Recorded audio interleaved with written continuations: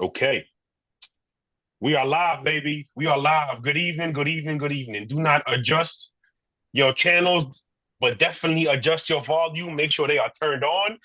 It is Views from the 22 live on the scene. You are seeing the correct faces. Yes, that is Tashawn Neal. Happy birthday, my brother. Yes, that is Vic Coco Santana Jr. on there as well. Um, we got Jaquan, we got Tanya, we got Dr. Love, and then we got our brother Jeff. We are happy that you are here as well. You've been Jeff. Jeff has been one of the most consistent contributors of our groups since we started. So it is great to have him on a live.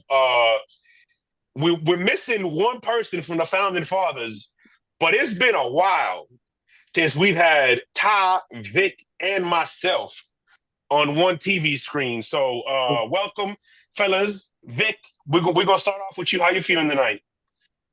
Feeling good, man. Like life be life, and you know what I mean. But it's draft season. This is what I love. I didn't get to scout many players, but there's a few heads that I like, that I enjoy to watch some of their careers develop. Um, but shout out to Ty, man. He's out there grinding, delivering to the whole United States of America. Those are our heroes in this country right there. And shout out to everybody else, Jeff, man, Tanya, Quan, Ty Love. Shout out to everybody else that joined us. We greatly appreciate this. And let's get it going. Beautiful, beautiful.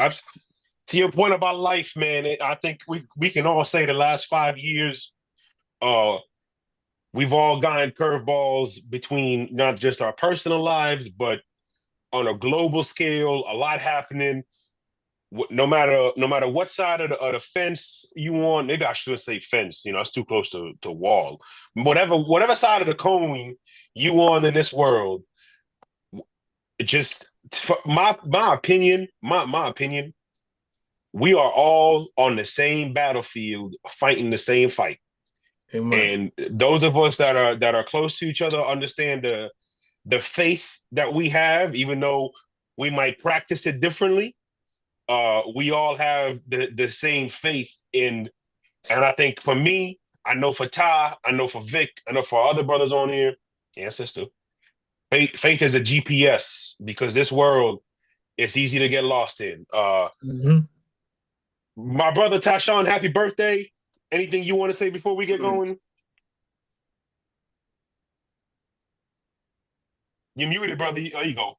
I'm back. All right, 37 years today, been on this earth. Thankful for another NFL draft season. Listen, y'all see the name of the squad. Y'all just pray Mhm. for a brother. Y'all just pray for a Mhm. brother because I'm hoping to see a Super Bowl one day before I die. I want to witness it.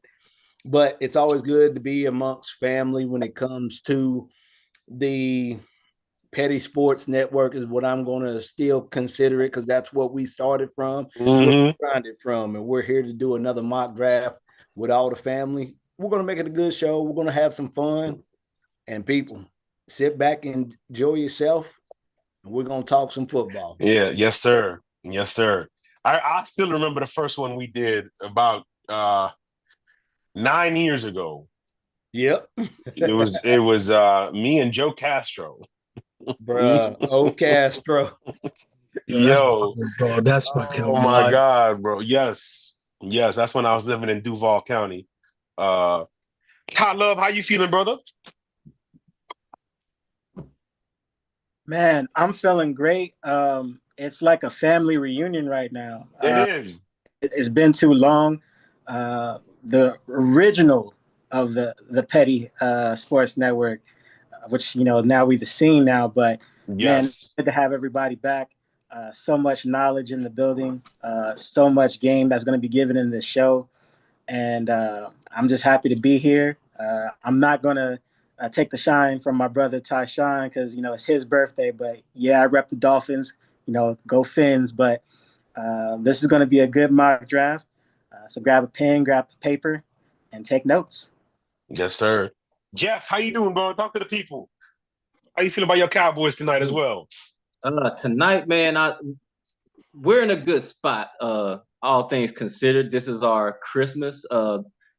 Last year and some change. I'll say 15 months have been extremely tough, but a beautiful thing happened to kind of take us out of the limelight, which is the Luka Doncic trade. The only thing that took Jerry Jones somewhere where he really needs to stay.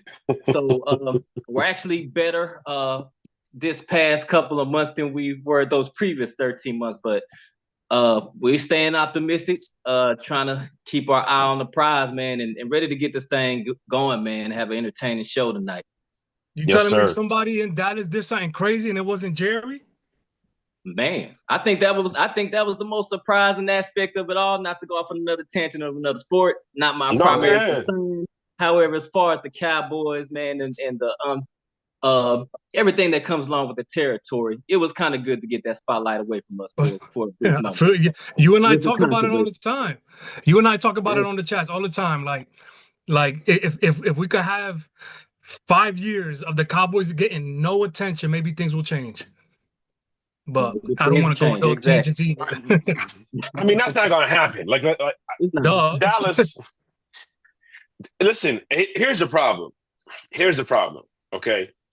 The Cowboys are the only team, not just in the NFL, not just in America, okay, probably in the world, that doesn't need to produce a good product on the field to be a good business. It'll be marketable. Like the New York Yankees, okay, maybe, they haven't been the same, but they've still been competitive most years. They've still had a couple World Series appearances. Manchester United has never fallen out of relevancy in their league. Who else is there? Same with Manchester City, not Manchester City, Barcelona, Real Madrid. Like none of these guys have ever. The Lakers, outside of a few years, but really, like these teams that are on the top of the Forbes 100 or whatever, like they find ways to stay competitive. Right. The Cowboys are the only team that doesn't need that. The only team. Because really they've been mediocre for the last 20, 30 years. And yet somehow they still the world's most valuable sports franchise in a league that's not global, which is what makes it even more incredible. Yeah.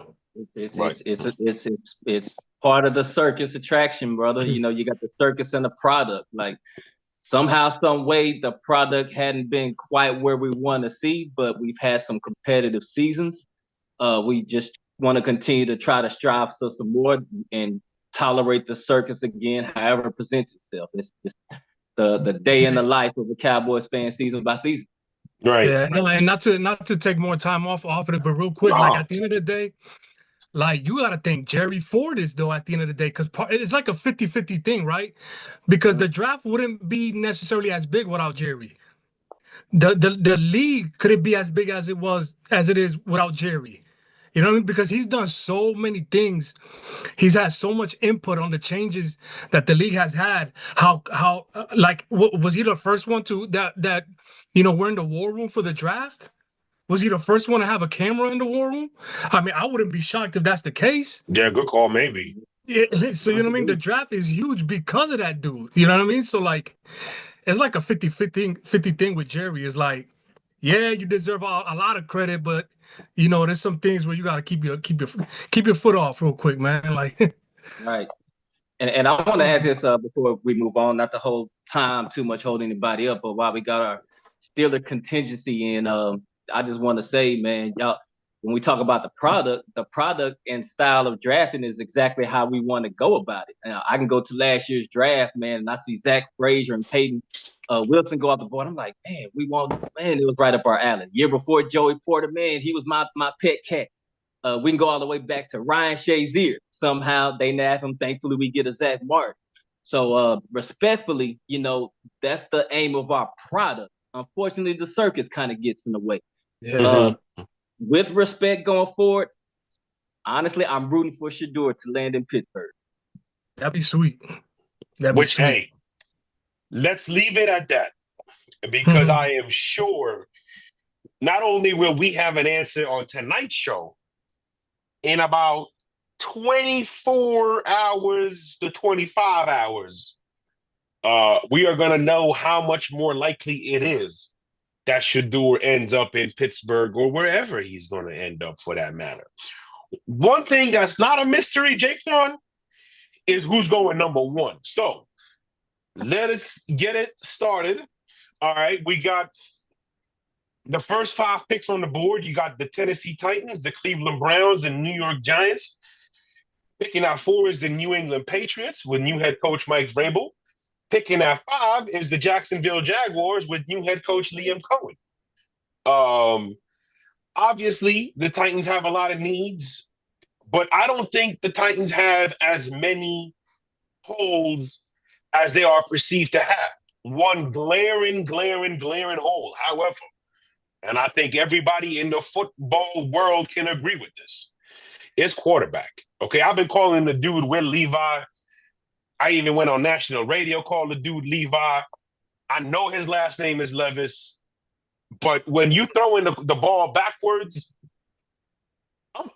it don't matter what I call you. You know what I mean? It don't matter, because eventually you're just going to be on the bench. So it don't, you know, who knows? Either way, with the number 1 pick of the 2025 NFL Draft, the Tennessee Titans are officially on the clock, and Jaquan is making their selection.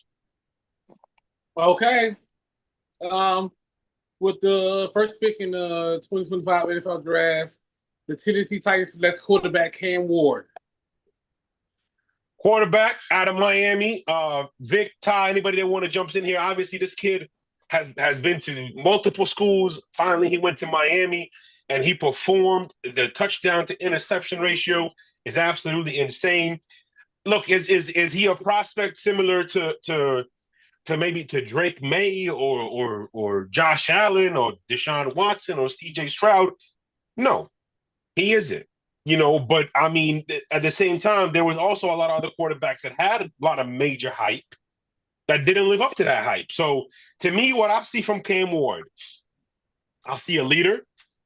I see a quarterback who is poised. I see a quarterback who understands ball placement. I see a quarterback who understands how to read coverage.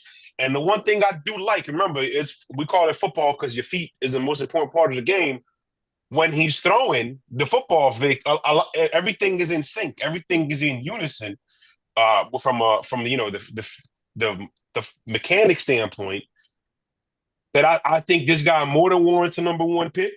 I'm not saying he's going to be elite, but I do think that he is going to jumpstart this Tennessee Titans rebuild. Remember, Vic, the reason the Titans were good for so many years under Mike Vrabel, it started with Mariota and Taylor Lewan. It started with quarterback, protect the quarterback. So I think they are in a position once again this year where they can get a quarterback and get somebody to protect the quarterback in the second round. So I think this is a no-brainer for them. Anybody want to chime in here?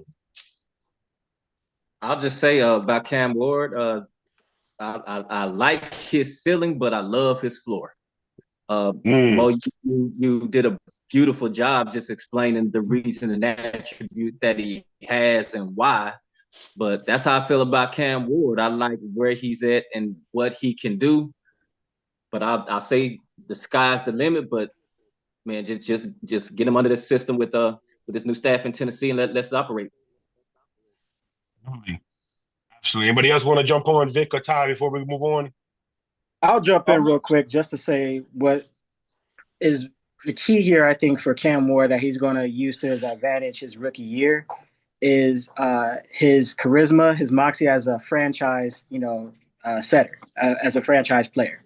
He's definitely going to change the culture as far as the city, the team in that franchise. And that's what you need, think about the last, kind of stars that the Titans have had. I mean, if you wanted to go QB, you may have to say it was Aaron McNair as far as the last star at that position. So with Cam Ward, you'll get a star. He did it for the U and brought the U back, and that's what I think is going to be his biggest impact his rookie season. Go ahead, Ty. Neil, you wanted to say something?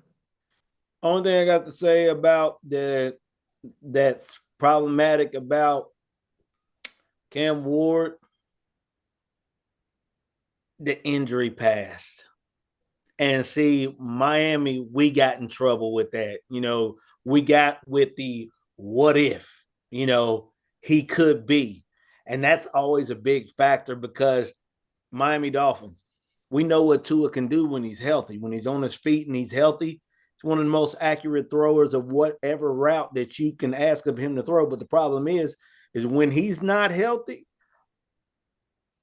none of that matters. And we always live by that one saying, the greatest ability is availability.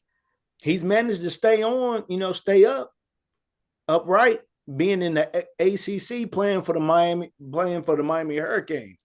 Now, the problem is you're in the NFL, faster, bigger, and quicker guys that are paid to headhunt. That'd be my only concern. Right.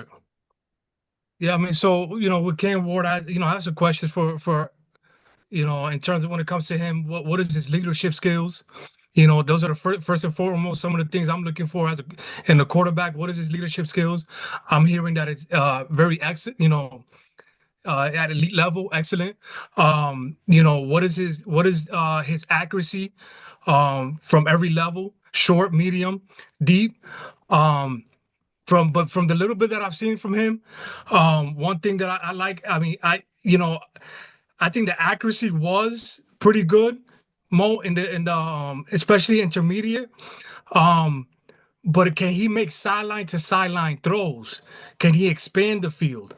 Is that something that have you noticed with him? And like what in a comparison, I thought I was looking at either a Steve McNair or a Jay Cutler when it came, because it looks like he has some solid arm strength. He does.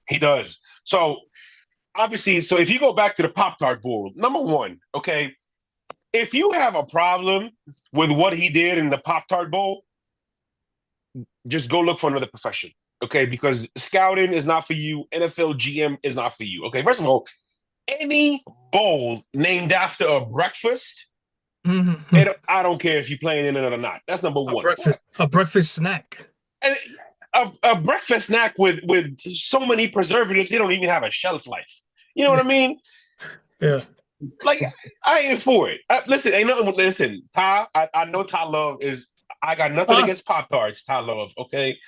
I got nothing against Pop-Tarts. There is some elite flavors of Pop-Tarts, okay?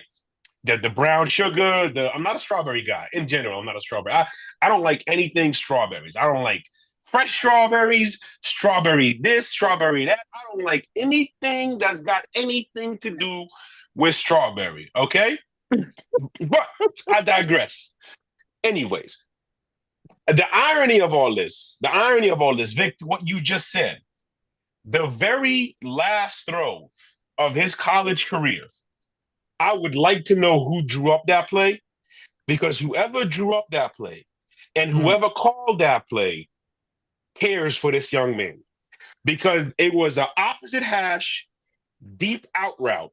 Okay, it was the time. It was the very last throw of his college career, Vic. The timing was on point. The footwork was on point. The trajectory of the ball was great. The energy behind the ball was great. The ball placement was elite. It's just, I know it's one throw, but to me, it was one throw to remind the scouts when you get to the very last play of this young man's career. Okay, that's why he's the number one pick for this year. Look it up. I know you're going to Google it when we get off. You might Google it now. The very last throw of the Pop-Tart Bowl in the first half was a grown man NFL throw executed to perfection. And I think that says a lot about how his coaches feel about him, that they put him in a position where they knew he could execute that play. It was beautiful. It's beautiful. Okay, let's move on to the Cleveland Browns, picking at number 2. I don't know where Dr. Love is going to go with this one, okay? I don't. But I imagine, regardless of where you go, Ty, and just know this is nothing against you, okay? Because regardless of what you do, regardless of what Andrew Berry does tomorrow, I can promise you I am going to be heavily criticizing the pick. Just my thoughts.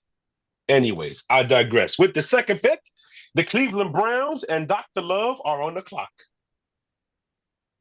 Well, talk about pressure, but no pressure. Thank you, Commissioner Schefter, for that lovely introduction. Shout out to the Dog Pound. As you know, there are plenty of directions we can go with this pick. There are a lot of needs for the future, whether that be at quarterback, whether that be on pass rushing, whether that be the offensive line. But I would be remiss without saying that the most important part of the draft is taking the best talent available at some times. And you can't address all needs with one pick. However, this pick, I'm proud to say, addresses two needs. Oh, my God. And yes, we are going prime time with Heisman winner Travis Hunter at number 2. Okay. All right. Okay. Congratulations, Travis Hunter, going number 2 overall. Well deserved. He's had an excellent college football career. They finna waste this man's career. Lord Jesus. That voice you're hearing is the first lady of Views from the 22. Do you want my initial reaction?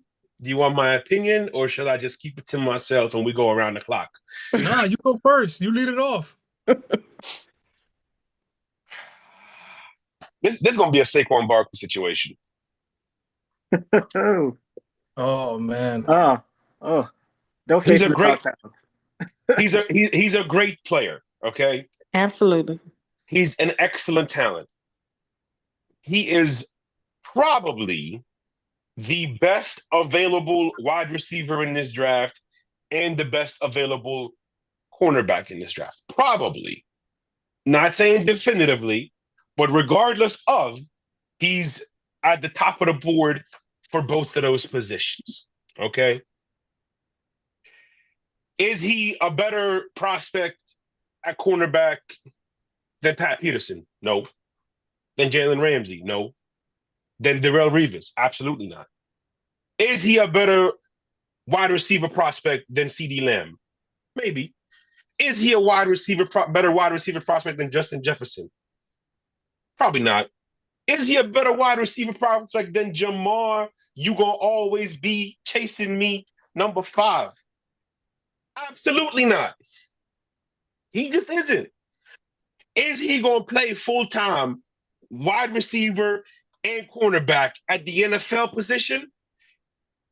Hell no. Okay? Why? Hell no. All right, this is the NFL. It's a grown man league. You can't just show up and step on the field and execute and perform simply because you're better than the guy you're lining up against. That's not the way it works. That's not the way the NFL is. You gotta be in the lab, you gotta watch film, you gotta practice the technique, you gotta practice the scheme, the execution, be it offense, be it defense, be it the route combo, be it the coverage combinations, be it the defensive communication. You are not going to be able to perform and execute at a high level in 2 opposite positions in the NFL. It is not going to happen.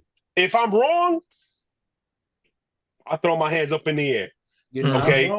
But I ain't T-Pain, and they're not going to stay there. I promise you that. All right? I think the dude is phenomenal. I am not in any way knocking the talent.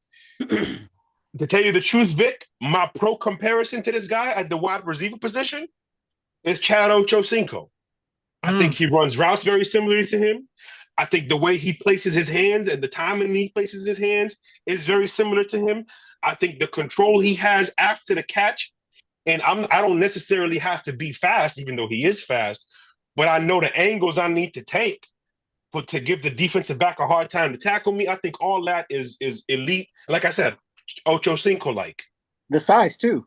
The size too, absolutely. The size, absolutely. Great point.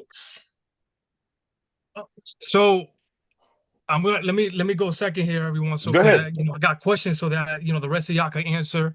Like I said, I've been just busy, haven't been able to catch up with too much. So and I'm sure y'all have seen a lot of this kid.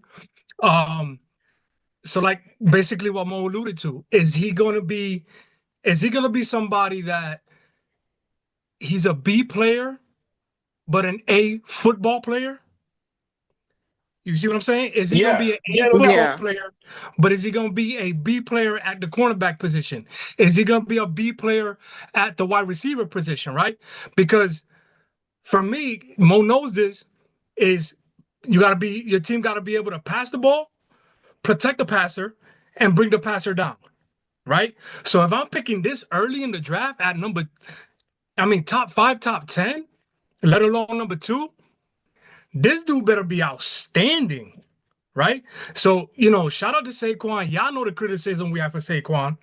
Saquon played it in a Super Bowl and won a Super Bowl. So he deserves, like, this season was tremendous for him, but did it help the Giants out? It didn't. You know what I mean? So is Travis going to be an A cornerback where at least you can defend the pass? Right? Is he going to be an A wide receiver where you can at least, catch the ball and be open every play? And like, you know what I mean? Like, these are questions because from the little bit I've seen, the dude can elevate. The dude is strong. The dude has soft hands, right, Mo? If you're a receiver in the NFL and you can't catch, you don't have a job, right? And then the only thing is, if you can't catch, you might be a good cornerback, right? Because cornerbacks are wide receivers that never made it. Absolutely.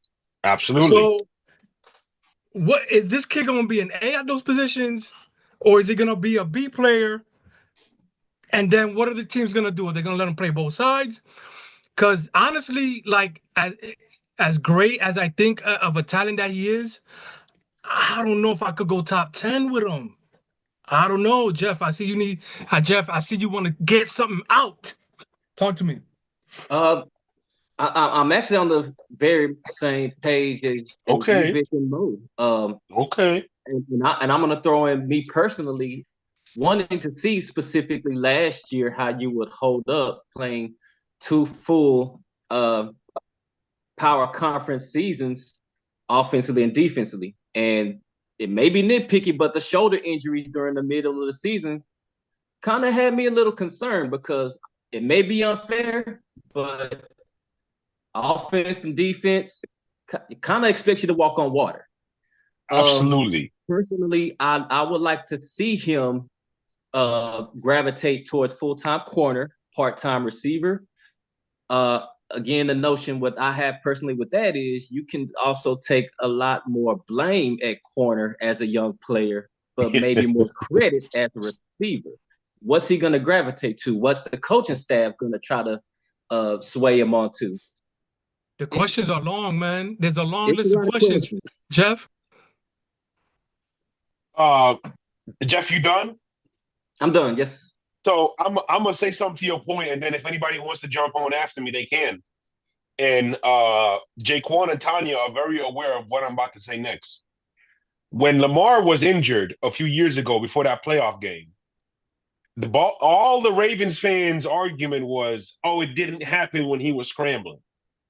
It may have not happened while he was scrambling, but all those hits and runs and big ass dudes falling on his feet took a toll. Absolutely. If anybody else wants to jump in there. We beat his ass twice a year. Sorry. I mean, supposed to be cussing. If you want to attribute the Lamar Jackson, Michael Vick is prime example. Also, RG3 is prime example. And one of the most nightmarish injuries we've ever seen, which had happened by a quarterback on cornerback, which they're about the same weight size. was Pat White. Your butt inside of the tackles. Yeah. Because if you don't, unless you are one of them mugs that's quickly to get down, them falls hurt, baby. And see, that was one of the biggest, like you said, like Vic said, we criticized Saquon Barkley because he was known for freakish injuries because he's one of those guys that's so athletically gifted, it doesn't make sense.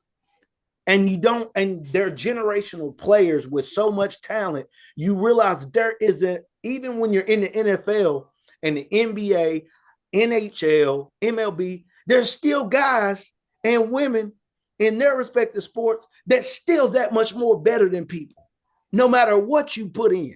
Bigger and stronger than you. Mm-hmm. The problem with Saquon that we all preached was run behind your pads. You're 6'1", 230 plus. Nobody wants to hit that consistently. And them holes gonna open. Well, he figured that out with Philly. And once he did, he took over. Now, with Travis, my big issue is like Mo said, you're going to be taken away from one thing, trying to do the other. What's going to happen is these are grown men that you're going up against. They get paid. They're walking in camp. Who's this young right here? Who you think you are? This dude can't cover me. And then you're gonna cover your best defensive players, best offensive player, the next drive. You're out your mind if you think you're going to do that consistently. You're going to find out real quick, and then you're going to find yourself out of the NFL because you're getting cooked so much, because your confidence is going to shoot down. When your confidence goes out, it's a wrap. Yep. Let me say this, though. Go ahead. Because I hear a lot of criticism as far as what the Browns are doing, and it's valid. Right. Let's give the coach the talent to see what the coach can do. Let's give Stefanski the opportunity to see if he knows how to set up Travis Hunter for success, which that's a possibility he could do that on the offensive side of the ball as far as using him in certain packages to complement a Jerry Jeudy, to complement possibly Flacco or Pickett. Let's see if he does it. And if not, it's on him. Now, defensively, Travis, you know what to do. But let's see what, as a head coach and a good offensive mind that Stefanski is, considering what he's been through in this league, the opportunity with the top tier talent. So my thing is with the Browns organization as a whole. They've had talent before. They've had one of the best teams on paper, and they can't do nothing with it. So, like, do we think Travis Hunter's going to make that much of a difference? And I think he'll be good at wide receiver, but like I was saying, playing both positions in the NFL is going to be different. Yeah. Again, let me like make sure my point on this is clear. I think this kid's going to be a very good player in the NFL. Don't get that twisted at all. No, yeah. I don't think anybody's gonna say this was a bad pick because I think he's gonna produce. Personally, I think I heard what Jeff says. I know a lot of people feel this way. My personal opinion, I think he should be more wide receiver. I think he's better fitted to transition to be a good wide receiver in the NFL than it is to be corner, because in my opinion, the hardest position to play in the NFL is quarterback. The second hardest is cornerback. This is my opinion. So I think everybody talks about how the rules favor the quarterbacks. The rules really favor the wide receivers. So I think he can have a very productive career. But to Jaquan's point, are you a Travis Hunter away from winning your division? You're not even a Travis Hunter away from winning Ohio. Not. You know what I mean? So, like, and that's so. You know, bro, listen, Dion bringing up some good points. He's gonna go up against some stiff competition in that division. You know what I mean? Both sides of the ball. So, you know, like Cleveland might be a solid spot for him in a sense where he doesn't have to be the main target. He doesn't have to be the main cornerback. Okay, shout out to D Ward over there. Forgot his first name. So Denzel. Denzel, that be a good spot for him? Yeah, but is Cleveland able to pass the ball, protect the passer, and rush the passer? Shout out to Miles Garrett. We know they can do that. Mhm. But you know, are they filling up the holes on those other areas? There's a question. You know, because Travis could go to teams that are a lot more solid in the back end of the draft and have a much better career. Right. You know what I mean? So, Right. like, No, imagine him totally with agree. Deshaun I mean, with Pat and the Chiefs, just for the hell of it. Like, picture that for a few minutes. You know, that would be an outstanding spot for him to go. So, before we move on to the third pick, mind y'all, like the first three picks we're gonna spend the most time on. We're gonna move through the rest of it pretty quickly. I know the wide receivers and the tight ends, and obviously Shador is gonna be a topic of conversation. But the first two selections we were always gonna spend the most time on. Shout out to everybody in the comment section. My boy Jordan Poor in there. I call him my favorite half Mexican. Shout out to JP. He's actually his roots is from Arizona, Mr. Love. Victor Mino's there, Dion is there, Trav in there in the comment section, not in hell, Tyner, just letting y'all know. Shout out to everybody in there. Dion, shout out to our brother Dion, says my issue with the Travis Hunter selection is that his athleticism is his best asset, not route running, not separation ability, not man coverage, and not zone coverage. He's really good at those things. That I'm screenshotting this, Dion, and I'm gonna make sure I post this in the group because this. I know Tanya doesn't want to give you your flowers, but this I mean, is. you know, is he a better corner than Will Johnson, who I think is going to be outstanding? Is he a better wide receiver than who's the next wide receiver in this draft? Like, so, like to Mo's point, he might have to play 90% wide receiver Right. to Right. let him focus on that. Throw him And, if you need a backup corner. You know what I mean? before we move on, Tanya, Trav said I was just about to say, tell Scrab to go to hell. he said he's gonna be sending you a fine, but we know this by now. Okay, the cussing fines just keep adding up. She never pays them. We never ask her to pay them.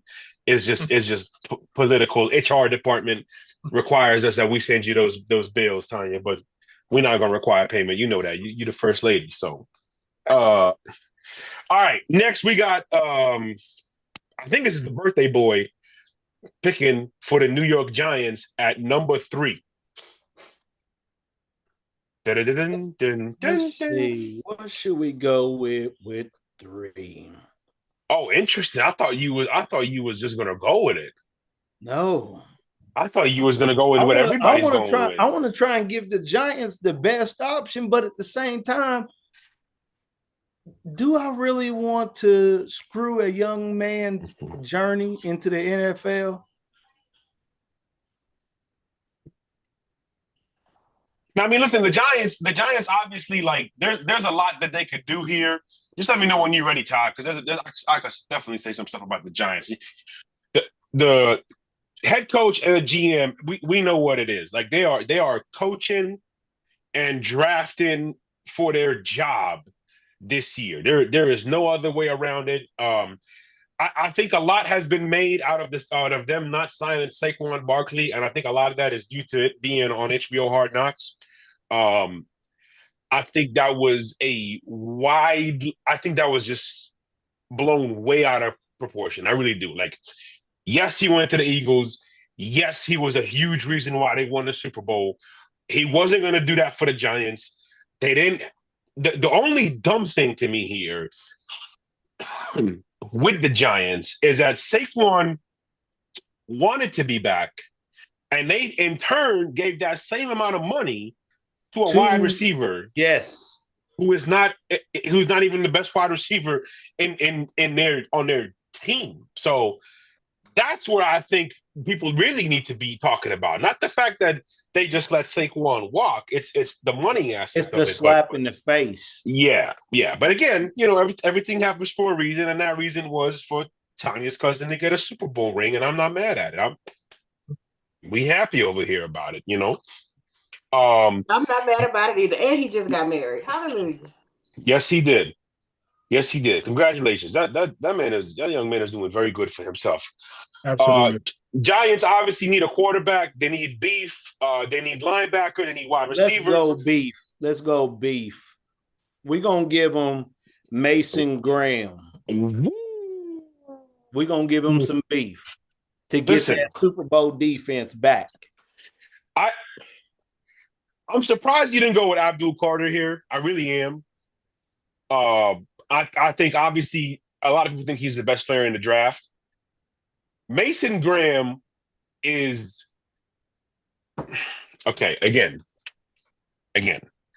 Don't screen record this and send this to me in a year or two and be like, "Oh, you said he was this player." I'm not saying that. What I'm saying is there are similarities that I see with Mason Graham. Y'all gonna make me mute myself after I say this. I'm gonna mute myself after I say this. Vince Wilfork? No, actually. Who you want to go with? I wrote this down, but now that I gotta say it out loud, I can't say it out loud. Warren Sapp, maybe?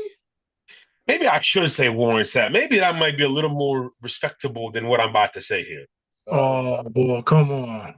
Uh-oh. What you about to say, bro? Aaron Donald. Who? Okay, I know.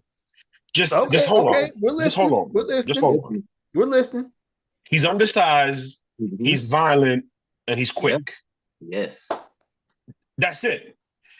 I like I like where he puts his hands. I like how he uses his hands. I like how his hands help him not only move guys, but just get their arms down and go around. I've seen him do a spin move for somebody that big. So I've seen him play on the edge. I'm not even saying he is right. Right, exactly. Like, I am not saying this dude is going to be that. And Mason stands what, about 6 foot? He's like 6 foot 6'1", 6'1" at most 6'1". He's like 5'11", 6'0". Let me look it up right now. They got him set. They got him set at 6'3", but I don't truly believe that he's 6'3". I think they 6'3". I think they adding height to him because he don't look that big. Draft Buzz got 6'4". What did he have any combine numbers? He's definitely not 6'3". They list him as 6'3". Yeah, I'm not buying it. What is his measurements at the combine? Did he go? He did go to the combine. It's a combine situation. Shout out to J-Ham. Bro, some of these people even have him listed. There's no way. Am I tripping here? Because remember, Boo is 6'1", 290 pounds. And I don't think he's that much taller than Boo. No, he don't look 6'3", 6'4". This picture he does, but this picture he don't. But that might be because he plays so low, with such good leverage. Who knows? Maybe that's why I think so. But nonetheless, I'm gonna have to check this dude out because that's a hefty comparison. He's the reason. He's one of the reasons why Ohio State struggled against Michigan. Huge all reason. The time. Huge reason. He was that disruptive during the whole game. He's a nuisance. He thrived in the backfield, giving them hell. He wore them out. He's a nuisance. He wore them out. Yeah. Like he wasn't. Man. He had property. He had real estate in their backfield. Henderson literally would see him coming, and it's like, really, y'all gonna leave me with this guy? Okay, I see that y'all don't love me. So that's one tip I gotta look into then. So here's the thing. Yeah, definitely. Before we move on to the next pick, anything anybody want to add to that? Okay. With the 4th overall pick, it is the New England Patriots. And I'm Crazy. picking for the Patriots. First year head coach, not first year head coach, new head coach, Mike Vrabel. When we did our mock draft a few years ago, I don't remember who the player was, but we had a situation where somebody didn't take the player that we all thought he was going to take. They were going to take. And this player ended up sliding so far down the first round of our mock draft. And I remember, I got to go find it. Which year was that? That was 2020. It was like 2018, 2019. It was the same year I did the catch-up thing. I know that much. Okay. Yeah. That's what I did in my car. Yes. Yeah, I don't remember. okay, I'll go back and find it. I will go back and find our results. But I remember saying, if this happens again in a mock draft, one of us has to be sure to take the best available player, so that the best available player don't drop to the 15, 16, 17, 18 slot. And here we are, just not looking like we know what we're doing. So for that reason, I really thought Ty was gonna take Abdul Carter. I really did. If for any reason Abdul Carter is available at 4 to the New England Patriots, I see no chance in hell that they don't draft this player. I was going to take Will Campbell out of LSU. Now, a lot of people think whether he could be tackled, whether he should be a guard. It don't matter. Just draft him and figure out where he can play best, because the dude's going to be Pro Bowl, All-Pro at one of those positions for the next 10 years. But if the Patriots are at 4 and Abdul Carter is still on the board with the 4th pick of the Views mock draft year 2025, assalamu alaikum, Abdul Carter to the New England Patriots. This dude, Vic, when we used to scout players, there's one thing that you used to always talk about when it came to pass rushers, okay? Well, actually, 2 things. It was the first step, and how do they flatten out? Bend. Dog. If those are the 2 things that stand out the most about this kid. You will fall in love watching this player. He is, to me, believe it or not, he is the best player in this draft available. And I don't even think number 2. I think there's a gap between him and number 2. I really do. This kid, he's violent, he's athletic, he's explosive, he's a technician. I love wherever he goes, he is going to immediately change the DNA of that defense, no matter where he winds up. Wow. That's my thoughts. Anybody want to chime in before we move on? I got, in the college world right now, well, not right now, after last year, because he finally broke past it as a head coach. James Franklin's job was being called for to get fired so many times because, he's never been able to get that big win as the coach. He was 1-19 against anybody ranked below the top 10, I think it was. And I think he was like 4-13 against teams ranked in the top 25. But I'm going to tell y'all something, the reason why James Franklin won't get fired and doesn't get fired. He consistently coaches NFL talent.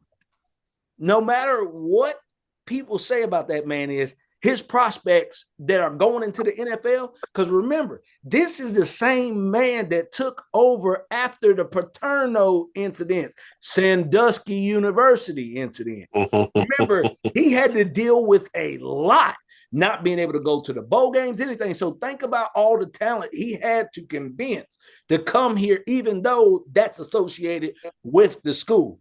So this man has had a huge weight on his shoulder, and he's still consistently putting guys in the NFL. Penn State has put 3 defensive monsters in the NFL if you count Abdul Carter. You got Chop Robinson that went to the Miami. I was against that trade, but this mug ended up being a solid player towards the end of the year, actually being ranked top 3 in rushing percentage. Being in the backfield, he was ranked top 5. And I was against it because I was like, man, this dude, nah, Chop Robinson ain't all that. I'm like, I don't want this pick. Well, guess what? He ended up being good. And then you got him, you got Carter, you got Robinson, and then you got Micah Parsons in Dallas. That's the reason why James Franklin ain't getting fired. That's why there's so much defense. If you want linebackers or defensive ends, you better go to Penn State and snatch somebody up because I guarantee there's going to be somebody else there next year. That's a great point. Anybody else before we go move on to the Jaguars? Quick question. Hit me. So no one on here thinks that the Patriots need to improve on offense? No, I do. Wait. Do you mean like by taking an offensive lineman or by taking a skill player? A skill player. They have no wide receivers besides Booty. Well, they signed Diggs. Nah. Okay. So they have no wide receivers besides Booty. Yeah, but remember when we picking this early, and from what I'm hearing from this kid, from what I read about this kid, you gotta make that pick to rush the passer, bro. Like if he's gonna be this guy that's like the next or the best talent since Myles Garrett at the edge position, or Micah Parsons, like you have to make that pick. I'm gonna tell you this, right? Go ahead. Oh, okay. I'm gonna say this, right? If my ultimate dream of becoming an NFL GM ever becomes true, okay, you gotta know two things. One, Vic is gonna be the head of my scouting department. Okay, that's number one. Number two, absolutely. All right, if we picking in the top 5, you could go to Vegas and bet $1 million that we're not taking a running back or a wide receiver. Okay, I don't give a damn if it's Emmitt Smith reincarnated. Oh, it's just my belief. If I'm picking in the top 5, I am not taking a wide receiver and I am not taking a running back because I could give you we could pull the roster of the last 15 Super Bowl winners, okay?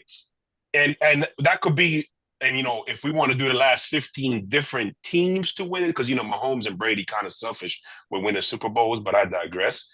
Mm-hmm. I promise you, a lot of them are not picking wide receivers in the top 5, top 10. I could promise you that.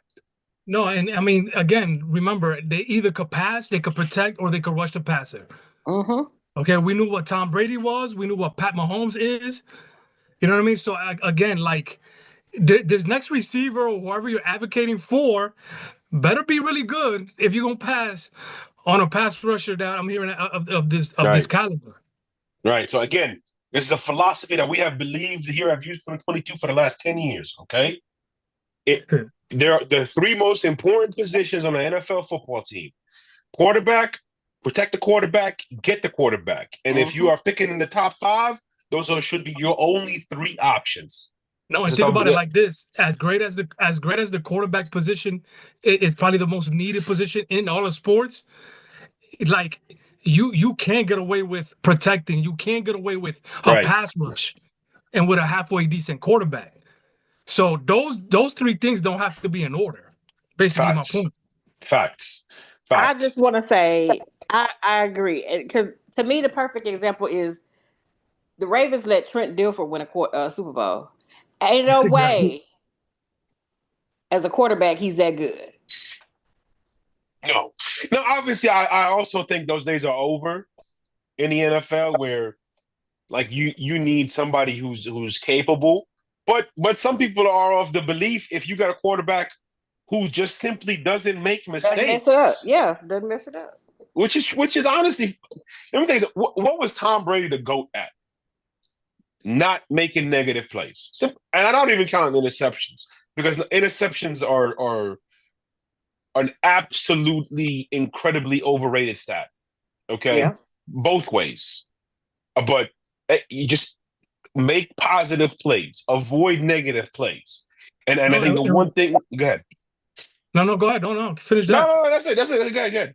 So, like, I mean, listen, the Cleveland Browns, right? In this situation, Travis Hunter or the chance to or the chance to have somebody as dominant opposite of Myles Garrett. I mean, that kind of shit gives me chills, bro, because like I understand what it could do to that defense and that franchise alone. Agreed. Because Travis, Travis could go in there and sit. He could he could go in there and sit for a few, like might have to sit a few plays, like right. You know what I mean? Like absolutely. When you know that Carter, you're just gonna plug him in and just go. I gotta play Joe Burrow twice a year. I gotta play Lamar Jackson twice a year. I don't know who the Steelers quarterback is gonna be yet, but like you put Abdul Carter, you set. Anyways, we'll move on to the Jacksonville Jaguars, who really have a lot of interesting options here. Jeff, you are on the clock, my friend. So in real life, the Jaguars, I believe, are sending out a smoke screen with this Ashton Jeanty talk. I also believe that they need the beef. Trevor Lawrence, too banged up over the last 2 years. So make this short and sweet. We're gonna pull the tackle of the LSU, Will Campbell. Love it. So hold on. There's real better connection with Brian Thomas. Love it. I absolutely love it. Great pick. So there is rumors like they really like nobody could be buying that, right? Jeanty to the Jaguars. Cause I mean, listen, you got a running back that I mean you could work with what they got. They got 2 running backs. They can be UCT. First of all, like y'all wasted that man's talent, years, everything. Exactly. I don't understand that. That is crazy to me. Yeah, don't not gonna use it. Hey, Andrew Luck, and they know certain teams are desperate. Some of those teams just can't draft. When you're desperate and they can't draft, you make these moves that are way out of whack in character, and you already have your target and know what you're going to benefit from 4 or 5 picks down the line, maybe even more. Yeah. Right. Again, I believe that's just true smoke screen. Right. Could they be trying to set up a trade back? You know what I mean? Because listen, like, bro, that draft class has been very disappointing for me. Y'all remember I was a big Zach Wilson fan. I was a big Mac Jones fan. You know, everybody's telling me that Travis Lawrence is going to be better than them. Travis is going to be better than them. And he's been in. You know, not so everybody, because I'm riding for Mac Jones all day. I say they start him. No, absolutely. I still think Mac. I mean, come on, like Mac unfortunately looked like there was things scaring him. He was seeing things that were not there, and it could be a situation where the Patriots could not protect him. He went from Alabama being one of the best offensive lines in front of him to then what the Patriots had in the NFL level. So he's in right now, right? Yeah, he's in Jacksonville, I think, he's right? In Jacksonville. Yeah, he's the backup. He's Trevor Lawrence's backup. Okay. I don't know. I had the 49ers is where he went to as a backup. Okay, cool. No, yeah. He's probably going to start for the 49ers before the year ends. So hey, yeah, that ended up. Jones needs to start. He needs to start, but he did when Trevor Lawrence was hurt. He did pretty well. He did all right. He did all right. He did all right. Yeah, I mean that's a disappointing draft class, but if they need to protect those guys, they need to protect Trevor. So if the next best player on the board is offensive line, the Jaguars should be looking at offensive line. Yeah, I will say with the air of caution, I've been following a Dallas Cowboys scout, Brian Broaddus, for years. Oh, I love that dude. Oh, he's been one of my bro. He's been one of my absolute like. He's an LSU dude and pumps up all his LSU players and prospects, rightfully so. However, he's been he only do that. He only do that. Discreet about Will Campbell, which is kind of concerning. Really? Just gonna throw that out. Definitely hypes up Mbu from Missouri a lot more than Campbell. Just kind of to throw that out there. Now, hold on. Think about it like this, though, Jeff. A lot of people listen to him. A lot of people know his connections to the Cowboys. Could it be that he's just trying to protect that player for the Cowboys trying to move up or something? There you go. That's why they need to hire us, right, Mo? Okay. That's why they need to hire us, right? Let's leave it at that. Let's leave it at that. We'll get there, but I don't think this is the case in this matter. Yeah. But Okay. we'll throw a name out. Actually, I think he does the opposite. He'll throw a name out there. Okay. Right. Hey, what do you think about such and such? That's when you got to kind of listen to and read between the lines with Brian Brothers. Yeah. But okay. just kind of throw that out there. For some reason, he's been hush about Will Campbell, which is curious. Okay. Fair enough. All right, so let's move on. The next two picks, you got the Las Vegas Raiders, and then we're going back to Jeff and the Jets, and then we go into the Panthers, which I'm picking for the Panthers right now. But Vic, if you want to pick for the Panthers, feel free. The Raiders, all the mock drafts, okay, have what's his name? Ashton Genty going to the Raiders. Okay. Now this is the Views mock draft, okay? I am not gonna go with who they think who they're probably gonna go with. I am gonna go with who I think they should go with if they are in this position. All right. Again, I would like to think that Tom Brady is not going to want to draft a running back with his first overall selection. Although I think Ashton Genty and the Raiders is a great fit, I do think so. I'm not going to lie. I think they revamped the offensive line is decent. I think with Geno there and everything there, I think Ashton would be good. However, if they do take him, I wholeheartedly believe he's going to give you 5 good years in the NFL, and then he ain't going to be in the NFL much longer. I wholeheartedly believe that. With all that being said, if I'm the Raiders and I'm at 6 and I'm looking at the board and I got a lot of options, because I have a lot of options, I am going to go with the safest option. And the safest option, looking at the board, is Armand Mumbu. And I think it's a no-brainer. He's big, he's strong, he's violent, he can move people the way Michael Orr moved people in The Blind Side, okay? I think this kid is going to be fantastic on the next level. I think you can plug him in from day one, and he is going to be an anchor for whatever offensive line he plays for. 10 years, 12 years, that you don't... I think you don't have to even worry about that position if you draft this kid. So to me, no-brainer. I go with Mumbu. The Jets are on the clock, which I think I took the Jets pick because I think that's who they're going to want to take in real life is Armand Mumbu. But Jeff, you on the clock. A lot of options you could go with. You got running back, tight end, beef. You on the clock, my brother. Wow, I didn't know until I jumped in to see this Jets' needs were as similar to the Cowboys as they are. This is a little bit of everything. You can use improvement at just about every position. A little bit more so for the Jets in this regard. I'm gonna actually, maybe regretfully, when it comes down to the pick that I want to pick at 12 with the Cowboys, but I'm gonna take the corner from Michigan, Will Johnson, to pair up with Sauce Gardner. I like that. I like that. Vic, like go ahead, jump in there. Jump in there, Vic. Yeah, no, I mean, listen, again, like we know, you guys know the top 3 positions we think should go early. But if we had to add, expand on that and add 4 and 5, it's gonna be can you defend the pass, right? So if you could get solid corners in the top of the draft, you go ahead and do that. And then absolutely, if you could pair them up with another nice, solid defender on the other side, that you can go a long way into having a good defense. So I like Will Johnson. I was able to see a little bit of with him. He seems to have some really strong hands when he wants to jam players at the line of scrimmage. And I think that goes a long way in the NFL. So that's a solid pick for the Jets right there. All right. Business has just picked up. Okay.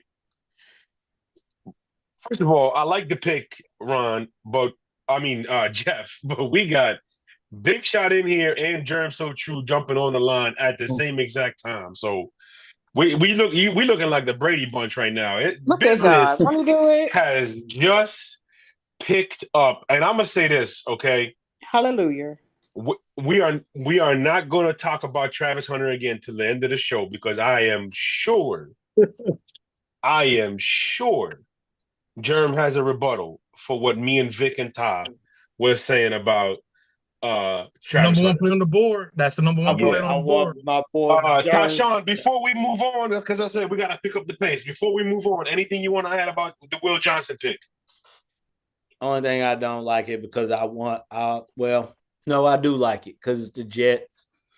They need it. They needed it because they've been getting ate up. Sauce Gardner has looked pretty lost last year now that he's not getting the defensive calls that he was the previous year when he was getting favored. Now that he's been governed accordingly, he's looked a little.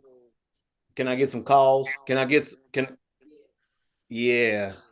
So they need another guy to take some stress off of him. Germ So True, Big Shot. Welcome to the broadcast. Next on the board, we are going with the Carolina Panthers. They are picking 8th overall. I got nobody slotted there. I know who I would pick. Oh, I was gonna throw out a name. Go ahead. Because this is somebody that I was able to watch. So before you go, if you either you want to pick for them? I mean, I don't mind, yeah. I mean, but All right, I want you to throw your name out there too. No. Yeah, Tanya. Please get my baby some help. That's all I ask. I mean, that's where we going. That's where we going. No. Okay, so we going with because I think, to tell you the truth, I think me and Germ have the same player for the Panthers. I do. So I'm gonna let Vic. I'm gonna let you go. Let's see. But then I'm pretty sure I know where Germ is going. Georgia. But anyways, Vic, you are on the clock. I was going offensive line with Calvin Banks Jr. from Texas. Dang it! Ooh. I enjoy this player. I think he could play tackle. I think he could play guard. Okay. I like it. Okay. But, I want to hear what Germ got to say about him. I'm sure he's seen more. But I mean, this dude, I mean, for what they got at quarterback, with that young man running around like that, I think that, this dude has some quickness. He can pull, he can get out in open space. If they have to play any rollouts, any things like that, I think he can defend. I think he can protect, against some solid pass rushers he went up against this year. So, but Germ got anything to say on that pick? First of all, greetings, salutations, and all that good stuff during the scouting season. Of course, it's always an honor and pleasure, guys. So the biggest thing here is, Vic, I'm not against the player, okay? So don't be mad at anyone to say this. Mm-hmm. He looks like a guard. He has a nice guard. When we look at guards, we look at the body statures. He's more of a round guy. He's really, really good with his hand placement on the getting inside and things like that. And then he has a natural forward lean. Forward lean doesn't always mean it translates to backpedaling and the kick step that we need to tackle. And I like him better when he's going forward more than I like him trying to anchor and go backwards. So that's me being honest with what I've seen in all his tape. When you get these explosive guys on the next level, they're going to destroy him with that rip move and then the overhand move. They're going to destroy him with that because it's going to be very hard for him to change direction. So I think he'll be an all-pro left guard and probably a decent swing tackle. Okay. Yeah. Because that right tackle spot would probably look really good for him because he's going to be more athletic day one than the average right tackle. Now it's not a bad pick for the Panthers. But I personally would actually probably trade back, or I'm going to go with one of these edge rushers. And the guy that I'm going to pick for them, I'm going to pick Mike Green. Wow. Small school guy, And he gives that pop. Like, he has that pop on tape that you see that you like from an athletic player. He's 6'4", about 258, and he pop, bam. That's what it's literally Batman. Every time you see Batman from the 80s, it's We pop, are. wham, We bam. are. That's what you see when he moves. We And are. he is elite. He is elite with setting the edge. In this world we play in, with the outside zone reigning supreme, we have to be able to force them inside. Mike Green is probably the best at doing that in this class. And then my Interesting. second player that I had that they would take is, I'm going Jahad Campbell. Yeah. Because Jahad Campbell, that's Optimus Prime. I like Optimus Prime. Autobots, I'm in pursuit. He can do everything. He is a 5-tool player. There is no weakness to his game. He might be one of the top 5 prospects, period, in his class. He might be. He really might be. He reminds me of C.J. Mosley. That's what he really does. C.J. Mosley with longer limbs, more athletic, and he might be faster. He might That's be. a scary thought, to be longer, faster, stronger. That's crazy. But yeah, that's what I got. But to good, me, the but Panthers, big, solid pick though. By the way, bro. No doubt. Because I don't think a lot of people are talking about Kelvin. I think he's sort of getting lost in the sauce with like the top 2 offensive linemen in the draft, and then the guys who are going to present great value in the late first and early second. But I think that's a solid pick to me. My two names that I wrote down for the Panthers is Jahad Campbell and Jalen Walker from Georgia. I think would be a great fit for a defense that just they need playmakers, which is a shame because a few years ago this defense had a bunch of guys under rookie contracts. They had like 9 players under rookie contracts starting for them and producing for them. But that just goes to show you, man, bad management, bad coaching can lead to not only the destruction of a roster, but to the destruction of a franchise as a whole. Because here they are now, just with a lot more questions than answers, picking 8th overall. So good. So you guys feel like they need more defense than protection than anything offensively?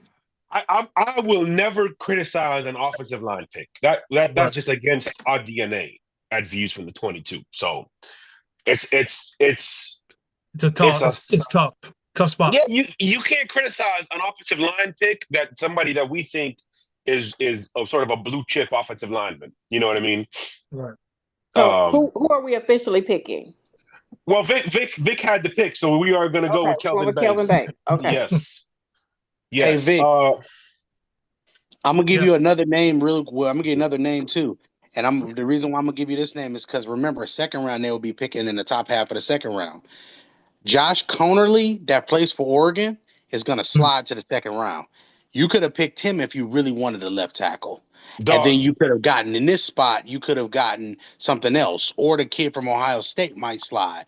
So it's really like, it just really depends on what your value or the preference is. If you view him as a left tackle, though, you have to take him in that spot. You see what I'm saying? Left tackle is the most important position. We talk about it every year. Protect, go after, and defend the passer. Those 3 positions are elite positions. So if you're in the top 10, if you can't get one of them positions, bro, what are we doing? Right. Yeah. No, so I mean, they definitely need protection, and but you guys are offering edge rushers, so it seems to me like this pick is where kind of like the draft can go either way. Like it's like you're stuck here right now. Like the Panthers are gonna have a lot of deciding to do. In real life, like tomorrow, I think the first 3 are a chalk because I think like the Titans all but announced who they're taking. Andrew Barrow all but announced who he's taking. And the Giants, if they don't trade out, I don't think they're going to trade out. I don't think they're going to find anybody to trade with. I think the first 3 are a chalk. Carter, Hunter, and Ward, 1 through 3.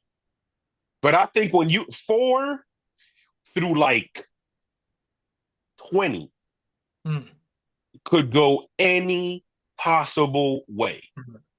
And I think there are a few players that are pivotal in how the board is going to fall. And there are some that are still on our board. One of them, I'm kind of surprised nobody took already in the top 7. I am, but he's still on the board. I also know Genty is still on our board. That's not a surprise. All we do is criticize people taking running backs in the top 5. Anyways, Ty Love, you are on the clock unless you want to delegate your pick, but it is the New Orleans Saints who are the Saints are playing a huge part in this draft because all of a sudden of the quarterback situation. They need a quarterback. They can use help at cornerback and wide receiver. But as always, they also need help with beef. So, Ty Love, you are officially on the clock with the 9th overall pick. The beef. So I'm kind of mad because even though I'm a student of his, Vic actually took my pick. I wanted Kelvin Banks to go for New Orleans.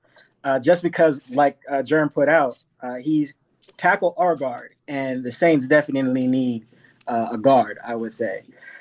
With that being said, I had to pivot, and I had to choose, do I want, to give some help to Carr's the guy, some more weapons, or do we want to focus on the defensive side of the ball? So I'm going to focus on the defensive side of the ball here. Okay. And I'm going to go to Georgia. Okay. Jalen Walker. And that's exactly what they'll do in real life. And I have to take Walker. You have to. He's could be an edge or a ball hawk linebacker as well. You got to take the kid at that position since Vic to my detriment took my pick for the Saints. But Saints, you need help there. You need some type of beef, and that's some grade A beef right there. I got something to say. We'll say that again. I got something to say. Okay, well, so listen. First of all, only the first lady, all right, has not needing to be on camera privilege. Okay, that's number one. Number 2, we are not gonna grant that privilege to a Ravens fan. Okay, no offense. See, and that's why I had the mic on. That's why I had the camera on. That's why I had the camera on. I had the camera on. Yeah. My brother I heard Dion so small, I couldn't even tell if he got up from this chair or not. I heard he's short. I heard he's a short dude. I'm 6'2" on a bad day. Watch the short shows, man. We got a whole preteen on the show. Hey, oh Lord have mercy, man. Hey, let me tell you something. Good, I know, Ty, you wanted Kelvin Banks. I know you did. But bro, you go back and watch that Georgia versus Texas game. Exactly. When Walker played Banks, tell me who won that matchup. You got the better matchup. And then Carolina selected them. They're going against each other again. So, bro, I think you actually got the better pick right here. Okay. All right. Now, we are going to move on. I like that. That's good. To the Windy City, who finally there is some football optimism in the Windy City. Perhaps all that's needed is a little football maturity in the Windy City. And who better than to make a pick for them than the person who coined the term football maturity? Mr. Big Shot, sort of the big brother to all of us here, is on the clock with the 10th overall pick for the Chicago Bears. What you gonna do? I love the football. I love the football acumen. Listen to y'all. I feel educated. But now comes the fun part. About 10 hours ago, I put a post in Views from the 22. If you're not in the group, you need to join it. Cedric Benson had 1,000 carries in 4 years at Texas. No, this could be a concern. I lied. With the 10th pick in the NFL draft view from the 22. The Chicago Bears select Ashton Jeanty, running back, Ohio State. Now, here we go. Oh boy! With the 12th pick in the 2023 draft, who was picked by the Detroit Lions? Jahmyr Gibbs. Yeah. Jahmyr Gibbs. Mm-hmm. You know who from all the scouting people have told me has a better grade at this time, same point than Jahmyr Gibbs? Ashton Jeanty. Mm-hmm. And Bijan went high too. Bijan went high too.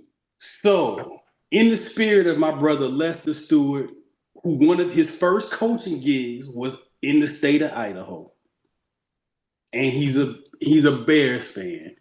And for the fact that Ashton Jeanty, if you pull up your Google images, everybody, tell me that is not the nephew or younger brother of Tyrell Love. Yo, I got a picture right here. He does look like it. That is Tyrell's nephew. So, all right, go ahead. Purely for the fun, and then on the serious side, I like what the Bears did in free agency. I really like because they went to the line help. So because there's no offensive lineman that I really, really like in this spot,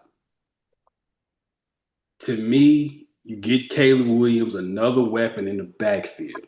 Yeah. To go with the offensive line work that you did in the free agency. There's going to be DeAndre Swift. There's a ton of edge rushers later. So maybe in the second round, you go find the edge rusher. But at this pick, I don't see why not. I think So, go ahead. Number one, to add to what you were saying, who was the offensive coordinator that drafted Jahmyr Gibbs? Ben Johnson. Ben Johnson, the head coach of the Chicago Bears. Number two, and I know this doesn't make sense. I really do. But this is when I see this player, when I watch his film, I see a combination of Aaron Jones and Marshawn Lynch. I know that's like very polar opposite in a way. Yeah. But that's just who I see, you know? Thank you, Jeremy. That's number two. Number three, if there's one spot in the top 10 that I wouldn't be heavily critical of the Jeanty pick, is the Bears, because they spent money on their beef. They got Joe Thuney, probably, a Hall of Famer, first of all. And you got a quarterback that needs to develop. So even if you, and I hate to say this, even if you only get 5 great years out of Jeanty, that is going to just trampoline, catapult Caleb Williams' development. But I'm gonna go Germ, Tyshawn, Vic, and then whoever else with this pick. The only reason why I just don't like running back in the top 10 right here in this particular thing. That's my only thing. I also think that the running back gap is not like really big with these guys. Mm-hmm. I think TreVeyon Henderson in the big city, in the big windy city, y'all will love him. I think y'all will love Quinshon Jenkins. Them 2 Ohio State tailbacks are professional beef followers. When I tell you they're professional beef followers, these folks know how to move and maneuver between the tackles, and they're elite at it. And that's what you need to be able to do in this NFL. That doesn't take anything away from Jeanty. Jeanty is probably unique in so many ways. When you said Aaron Jones and Marshawn Lynch. You said Marshawn Lynch because of the way he finished, and Aaron Jones because of the way he, girls hold your weave while literally I'm moving through traffic, and I gotta tap my head with the weave because it's like that. But that's what makes him unique. And then he has a little bit better straight line speed than Marshawn has. Yeah. And Aaron Jones, because they're not fast guys, they're just really, really quick and agile and really good in space. So he's a really good player. But to finish what I'm saying, if the Bears take him, I'm not going to be upset because it's a weapon. It's just now you start to say, what are you going to do with DeAndre Swift? Because you paid him to be in the same role. You did, And but this is where new coach too, though. So, this yeah. is Go where ahead, Big Shot. this is where the two back thing comes into play now. Mm-hmm. So now you have Swift, who was a veteran, who's kind of been there, done that. You put him with the kid. You have the two back system going, and we talk about the durability issue. You can't do the Larry Johnson thing. Like that's Hell no. Like in this NFL, 15 carries is about all you're gonna get per game. So you use them 15 carries wisely. And for me, if there was another off again, I would honestly, some of the offensive linemen you all named kind of made this pick necessary because y'all took the ones that I like.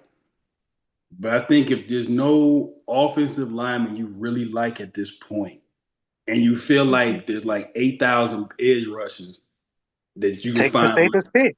you take the most productive player at this spot, and to me, so who was it? I'm gonna bounce up out of here and listen to the rest of the show.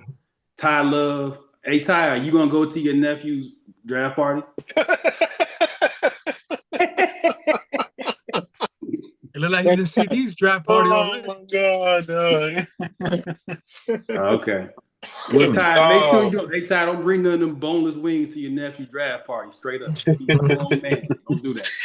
Appreciate you joining us, Big Shot. Appreciate it. I'm gonna listen to the rest of the show. Y'all be easy. Yes, sir. Yes, sir. So yeah, let me just go off of that before everybody else. Like, I mean, like you said, Mo, they made a lot of moves in free agency. Mm-hmm. You know, they got their quarterback, they got some protection, they can defend a little bit. Maybe they can go with an edge rusher, but if Genty is that much better than the next edge rusher, then I don't have an issue with this pick at this moment. But with the combination that this kid has of elite running skills, elite pass catching skills, am I crazy if I said this is like a Marshall Faulk mold? Is he like a Marshall Faulk? You know, you're insane because that's not even the same player he is right now. Relax.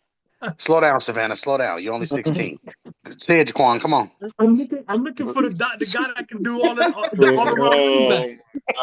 I'm looking for the all around running back. He got to do it all. We talking about Marshall Faulk, bro. We talking about Marshall Faulk, bro. Like, listen, Marshall Faulk. Listen, we all know Marshall Faulk from about 98 till about 2001 or 2 was the best player in the world, Craig. Yes. We said the world. Yeah. The world, Craig. We was looking like, who is 28? Like, I want to be like him. That's who we talk about. But we talk about a 5'8". Jeff is our brother, and Jeff was like, nah, Marshall Faulk. This is a 5'8". This is a 5'8" running back. I will say this is a 5'8" running back. What do like? So is Marshawn Lynch? That's what we see with him. So Mo said Marshawn Lynch and Aaron Jones. I see Aaron Jones with some Marshawn Lynch ability to finish. Right. Okay. Because those guys are similar. But when I say, remember, we talked about Aaron Jones before. When we talked about Aaron Jones, what did we say? Elite vision, elite balance, regular, everything else. Yeah. And that's the reason why he's successful in the league. Because the things that matter at the position are ball carrier vision and balance. If you have those two things, you can have a great career in the NFL. Because you don't have to be running a 4-4 means nothing at running back. No. Which, to your point, Germ, that's why Aaron Jones is better in a zone scheme than a gap scheme. Because of the ball vision, him understanding angles, all that good stuff. Yes. Anybody else want to jump on there? I just want to add real quick that this pick may actually benefit Swift, who actually has had experience being part of a running back tandem or committee. Yes, Philly happened in 2023. He went off, but you could consider Hurts a little bit as far as his, other option as far as running the ball. But at Georgia, he had Chubb, he had Sony Michel, he had Elijah Holyfield. So if you pair Genty and Swift together, I think it benefits them both. And I think what Big Shot did was a good pick for the Bears. Right. It makes things exciting for something for the offense to take more pressure off of Caleb Williams, to get the ball moving. and open the field up a little bit more. Well, two points to your point. Number one, Ben Johnson was phenomenal at balancing Gibbs and Montgomery last year in Detroit. That's number one. Number two, masterful. Exactly. Number two, what we're talking about with Genty is he needs to go somewhere where they don't plan on giving him the ball 25, 35 times a game and 4 yards in a cloud of dust. Tyshawn, Jeff, anything you want to add before we move on? Y'all remember? Go ahead, Tyshawn. My bad. The only thing I was gonna say is y'all remember Jamal Charles, Baltimore legend. Remember, he broke the NFL record for carries in a one-year season. I want to say it's Jamal Charles or Jamal Lewis. Yeah. He had, 450 carries in one season for that 1 year that he led the NFL? Yeah, it was. I don't remember what it was. But it was astronomically ridiculous. I think you know like why I remember that? or something. It was what game was it? I think it was Madden 13 that used to give you like season yard leaders in between loading screens, and Jamal Lewis was in one of the loading screens. Dion unmuted his mic real quick. You can't disrespect that. That's Jamal Charles. Jeff, go ahead, brother, before we move on to the San Francisco Giants and Jaquan with that pick. If Genty can be used kind of how the Texans started learning how to utilize Joe Mixon, I think that's the ideal fitting for my guy Ashton Genty. We saw when C.J. Stroud needed to bail out, Mixon was that all-around dude. It may take some time to get there. We saw with Mixon in Cincinnati, again, they didn't quite know how to operate with him in Cincinnati we're talking about, but when they did utilize him, when he did get in his groove, it was a beautiful thing. We all kind of have a different comp in mind is what I'm hearing with Genty, which means he must be a pretty dynamic player. But if he can get, to me, utilized in that same manner that Houston towards the last year did Joe Mixon, I think that fits right up his lane. Okay. Just gonna say Marshall Faulk again, Vic. Yeah, where did he's so before when we assigned the teams, this was before Vic and Germ was on here. So if any of you want to delegate, oh boy, Tanya, just please let's keep it peaceful before this next person's camera face shows up. But if anybody wants to delegate their picks to Germ and Vic, just let us know. I'm sure the boys are ready. I gave my 49ers to Germ. All right, Germ. So you are on the clock, my brother. So can we get a real quick? Let's get a 1 through. What was 1 through 10 real quick? We got Ward. I got it. 1 was Cam Ward. 2 was Travis Hunter. Right. 3 was Mason Graham. That's excellent, actually. Okay. 4 was Abdul Carter. Ooh wee. All right. 5 was Will Campbell. All right, y'all cooking. 6 was Armand Mimbo. Mimbo, the offensive tackle from Missouri. Hey, yo, listen, yeah. y'all was watching. All right, go ahead, keep going. 7 is Will Johnson. We might be on some shit here. 8 is Kelvin Banks. You know, y'all was watching that. 9 is Jalen Walker, and 10 is Ashton Genty. Ooh, that's fucking solid. Listen, that's the first time I done cussed on a live show. That's solid. Hey, listen, y'all some nice colored folk. Okay. Wow. All right. So, with that being said, 49ers, the state of the franchise is really the fact that you've paid the quarterback. So we got to make sure that we do things to protect the quarterback, or do we want to continue to build the back end of our defense? Now, this player that I'm going to suggest for them, and I'm going to say that's probably the best fit for them, is actually Jahad Barron from Texas. Long, rangy athlete. he's going to be elite in any cover 2 or any type of defense where he can play underneath. He can play the nickel. And that is going to be the key thing right there. The 49ers need somebody who they can play that's going to be in that hero star role that they can put in different places and different things with this way that they're going to rush the passer. And that is an elite. That's what you call elite drafting right there. So, John, if you listening, we got you, baby. Jahad Barron. So, Jerm, to that selection, great selection, by the way. To me, 2 things to add to that. Number one, you lost Troy Polamalu cousin, so you and amongst a whole other host of other players, so you need to replace. And then 2, I see a little bit of Derwin James in this player. I don't know if anybody else wants to chime in on that, but I really do see a lot of Derwin James in him in the way he can play. He's basically a positionless off-ball player. Mm-hmm. The only thing is if he was, just to say this real quick, the only thing is if he was about 215 pounds, that would change a lot for him because he probably would be able to play safety. But with him being sub 190, bro, that makes it like it's going to make it hard for you to be out there constantly coming downhill, hitting people. Fair. But he is a willing tackler. He is that. But I really like long limbs. Shout out to the Dallas Cowboys scouts. Long limbs and arms on cornerbacks is so useful. Mm-hmm. Agreed. It is so useful. And that's what he gives you. Anybody want to jump on there before we move on to the Cowboys? Because that's just a solid pick for a team that needs a host of players. As a joke, I'm just gonna say, Germ, Osa gonna cuss you out. He help me on that line. He about to cuss you out. Bro, at one point, they had Kinlaw too. Dog. Oh.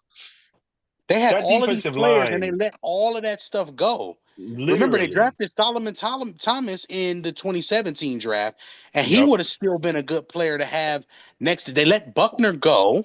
And they kept Armstead. Now Armstead and Buckner are gone.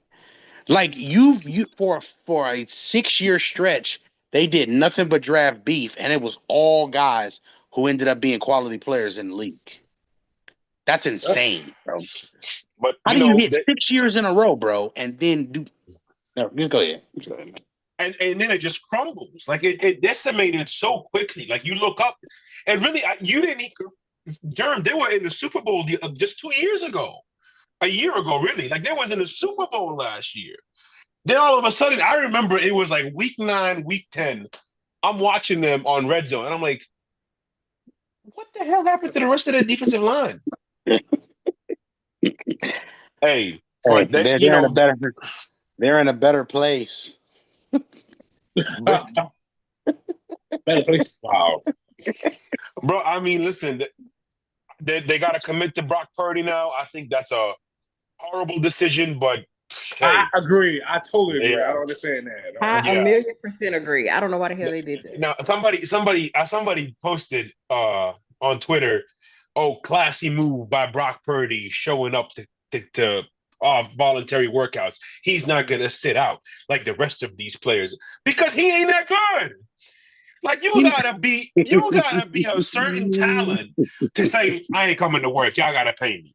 Brock Purdy don't have that kind of cachet. I'm sorry, he just don't at all. Mm-mm. But anyways, America.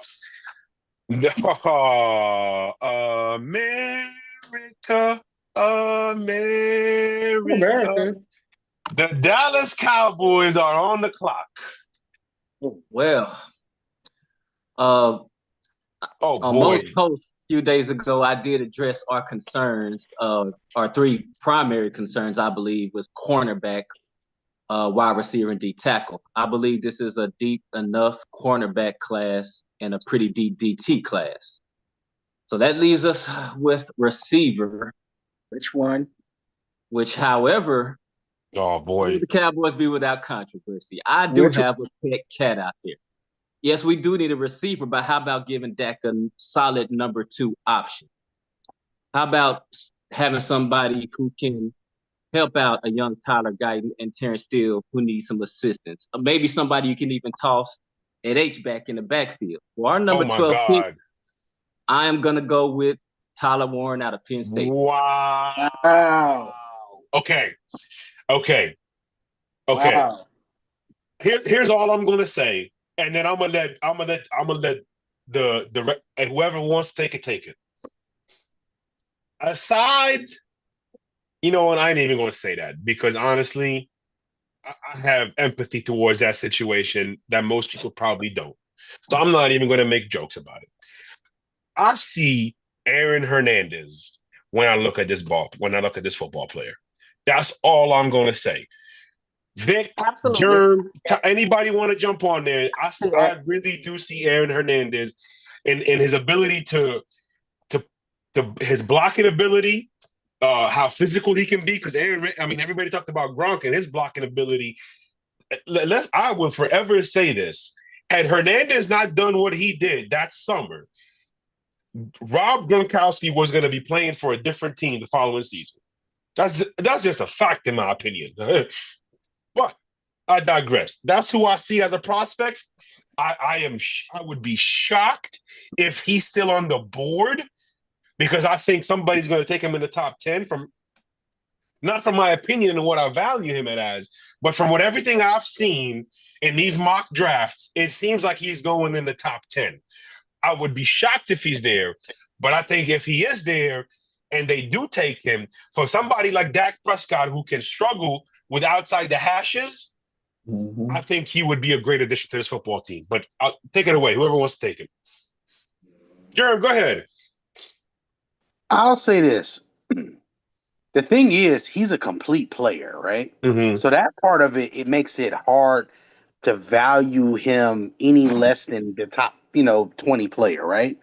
The problem is he plays a position that I don't know if we value it as much as we should. And it makes it hard to give him a true value because it's not that he's an OJ Howard plus blocker, right? But he's a solid blocker. And then it's not that he has Kellen Winslow Jr. speed, but he has good speed. He's the perfect player in the mold and the shape that he has. He's 6'4", he's 265 plus. He gives you the things that you need. Well, no, it might not be 265. He might be about 245, 250. But he's perfect. Perfect build, perfect size, everything else. It's just, is this going to be the thing that pushes the Cowboys forward? That's all we can ask. But solid player. Can't argue with the pick. Can't argue with the value. I think one thing we've seen over the years is if a team that's got a decent roster has a quarterback injury and at some point during the season that contributes to them losing more games than they perhaps should have been, it puts them in a unique position where you could be picking in the top 15 and can afford to pick a luxury toy. And so perhaps the Cowboys in this situation would feel like, you know what, our roster really isn't as bad as it seems. I don't know why they made the coaching move that they made. That doesn't make any sense to me, but that's neither here nor there. I could definitely see the Cowboys taking a luxury toy with that 12th overall pick. I'm interested in seeing this new coordinator, Clayton Adams from Arizona. If he's a new coach going into a new coordinating position, but if he has a voice in the room and he advocates for a player of such, it could very well be a possibility if he's there. Vic, anything you want to add to the Cowboys pick? I mean, that's tough. I seen that he's a tight end. That means they don't like Jake Ferguson. Would they consider that? Like Jalen Tolbert, was he a good number 2 wide receiver? Do the Cowboys have help on the offensive line? Those are my questions. If they're gonna be going with tight end at number 12, seems like something I don't see them doing. This again, this is gonna be the last point here. This might be a reach, okay? But to me, if I was the Cowboys, because they just lost Zach Martin, I could see either Gray Zabel or Tyler Booker in this slot as well. But I don't know if anybody wants to respond to that. Tyler Booker from Alabama. Actually, I had Booker a month ago in one of my mock drafts I created, and I honestly felt it was emotional from Zach Martin. I put that on. I put him as a slot a few days when Zach announced his retirement. So I didn't want to make that emotional decision, but it does make a lot of sense. So again, it's a lot of open options in that position. No doubt. If we have a corner that we like, and they are unfortunately are gone. Both of the corners in this mock draft are gone. We're kind of looking at some ulterior options. And then they wouldn't be considering Shador here? I think storyline with Joe Milton Jr., brother, at that backup spot. Trying to grow him. Yeah, that's a great point. That's a great point. You see, Tyshawn, the birthday boy, got the phone in his hand. He knows he's on the clock with the 13th overall pick. Hold on, one sec, because I want to ask this just for like a Cowboys fan. Absolutely. I want to see here as far as what do you think about Matthew Golden or Ibuka from Ohio State? I love Ibuka. I think Ibuka fits like a glove. Honestly, I like players with consistency, even though he has some injuries. I love the fact that when you're on the field, it seems to somehow elevate the play of the team. Mm-hmm. I love Ibuka. I like how Golden came on at the end of the year. Yes. I think my questions and some concerns are with his blocking downfield, which, again, we have a new coordinator, and I think wide receivers getting out there and blocking is going to be a big deal. I would love to possibly trade down. I think 12 may be a little rich for Ibuka. It may pay off too. But I could honestly see us trading also out of 12 with an Ibuka in mind and picking up what we don't have in the fourth round. Can I say one more player? Mm-hmm. I'm going to say it again. He's still on the board. McMillan? Mike Green? Not Mike Green in this spot. Jahad Campbell. Yeah. Oh. Yeah. Jahad Campbell on that defense with Micah Parsons? Man, Lord. What is happening? Dude, this is why this draft is so intriguing, because somebody is going to hit a home run and somebody is going to completely fucking whiff. Excuse my French.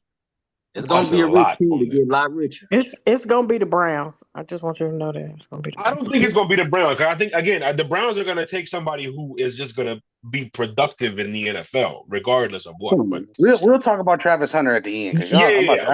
I know. Believe me, I know. But to me, it is the 13 from 13 to 20 is going to be the most intriguing part of this draft. In terms of which positions are these front offices putting the most value on, and how the board is.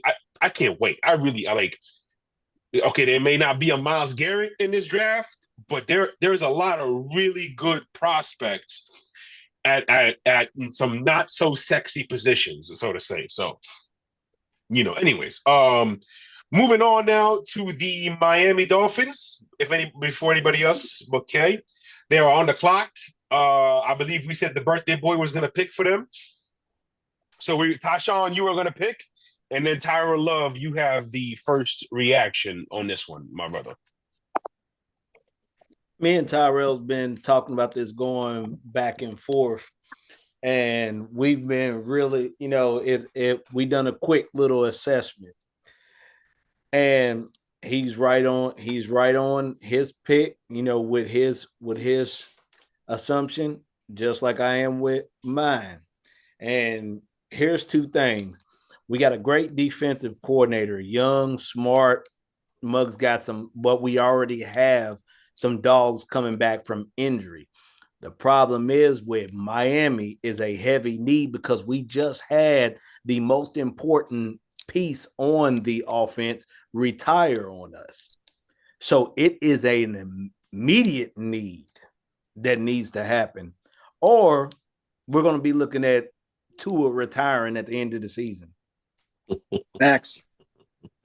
When you lose Teron Armstead, who was ranked the number 3 pass blocker and the number 2 run blocker, it's hard to replace that. And remember, I thought this guy was a first-round pick. Come to find out, he was a third-round pick out of Arkansas. I thought that he was a first round. So I'm stuck between two people. One is battling an injury that just come back from an injury, but they're saying he's going to be ready for camp. Also, there's one that I'm pretty sure that Germ knows that's from, we're going to say, Tracktown, USA, for those that love track and field. So it's easily going. The question is, do I want the guy that you're going to take the big if, or do you want the guy that you know you might get right now? They're both around the same size and same weight. So let's throw a wrench in everything and give me Josh Connolly out of Oregon. Wow. Okay, listen. Honestly, Todd, you go ahead, but I'm not saying he's the best offensive lineman in this draft, but he is my favorite offensive lineman in this draft. Go ahead, Todd Love. That's a big dude. Big dude. That's a big dude. Man, my brother don't disappoint. And while I made my point, and he knows what point I'm talking about because we talked about it in our chat, in our little war room, he's right. Yes, I can't argue it. That's beef. That's beef. Yeah. I'm gonna tell you something funny. I just don't want to get Tua killed any more than he's already been. With that, we all know when Armstead wasn't in that lineup, Tua took some bad hits.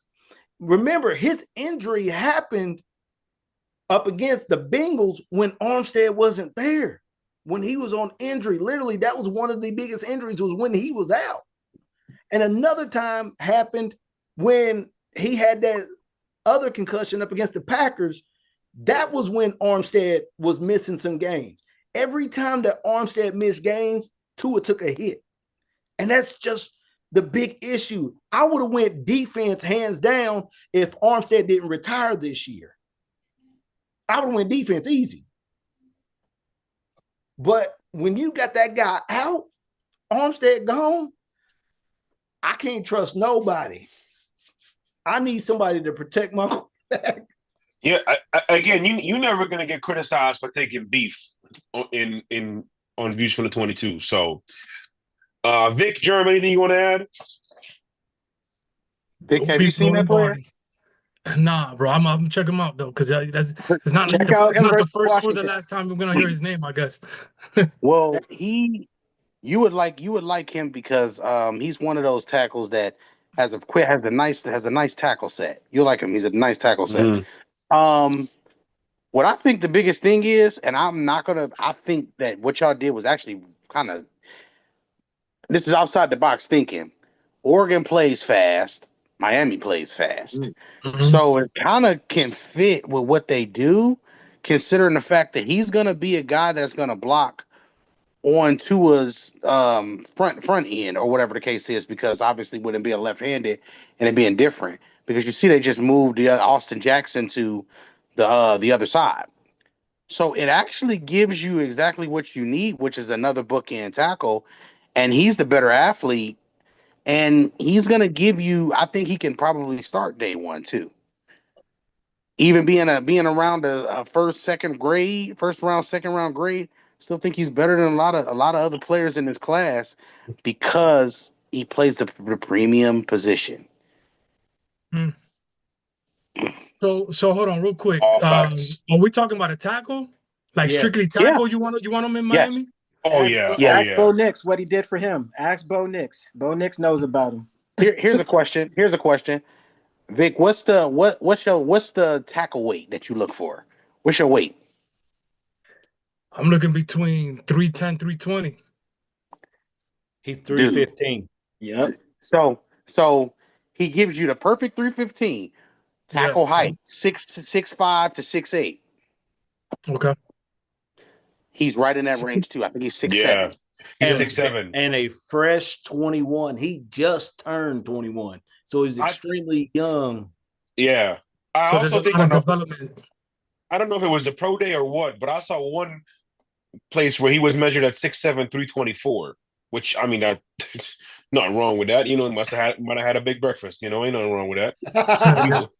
We've all been there. I mean, because once when it comes to the guard position, or guys that are like that can play both, you start looking around 6'3", 6'4", when you kind of like, because then that comes with the long arms, right? Pause. The length, right? Yep. NFL length. We talk about it all the time. I don't care how good you are, if you ain't got NFL length, that's it's gonna be tough. Better reach. He got better reach than Will Johnson. He probably has the best reach in this class. If it's not him, it might be it's him. He's the best reach. Yeah, I think in it's the top him. Yeah. in the top 50.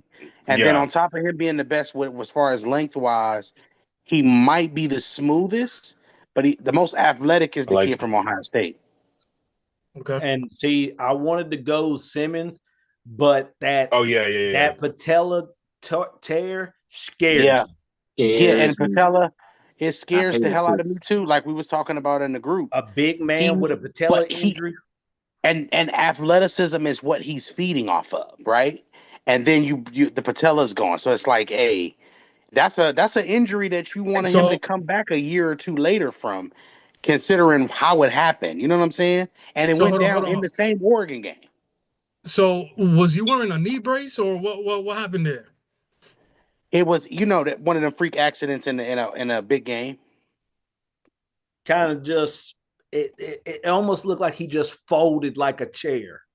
Basically, his weight, his foot planted, and his body kept going. Yeah, if it wasn't for that though, he'd be number one for sure, hands down. Yeah. Oh, for real? So so we talking missing 2025. It happened in He needs to. 2024. He needs. I think he should miss. I think he should miss the year because I just think that if it comes down to your feet and being able to stand and base and anchor, I think your legs are the most important part of that. And I think the ankles and everything from the lower body extremities, I think needs a little bit more time to heal. He may be ready toward the end of the season, but first part of my first 8 to 9 games, I don't want him on the field. I want him in the pool. Size matters, ladies and gentlemen. See the Philadelphia Eagles. Greatest ability is availability. Yes. And in life, it's accountability. Hallelujah. Ain't that the truth? All right. Next on the clock is the Indianapolis Colts. Now I have this pick. But German Vic, if one of y'all want it, you could have it. Before the show, we were talking about a GM that doesn't get criticized, has had his job forever, and there is nobody even talking about him potentially not losing his job. And that's Chris Ballard to me. Like he liked to drink and smoke. Well, that's his boss. That's his boss. You don't think he'd be with him? Oh, I guarantee you. Especially when you look at what he's been doing with some of his first round draft picks lately. Like he's been there for 10 years, and the only 2 players worth talking about is Ryan Kelly and Quentin Nelson. Now, Malik Hooker has had, his injuries and this and that and what have it.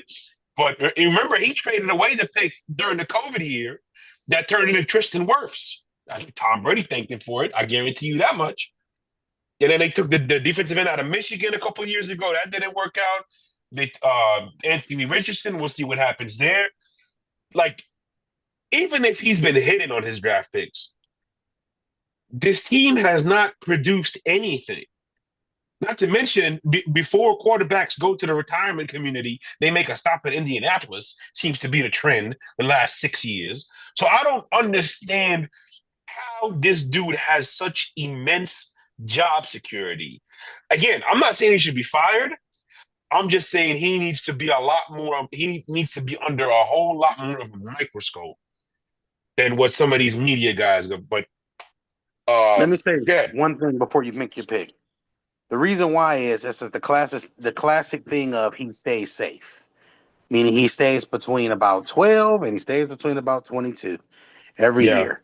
That means you stay close enough to get to the playoffs and close enough to not be in the number 1 overall pick. Yeah.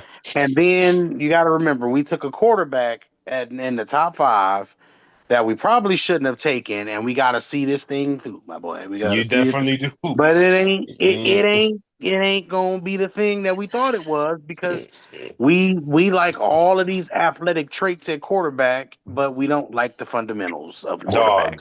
Dog. So when we get to preaching about those things, that's where we. You're right, Gerald. Which one you right?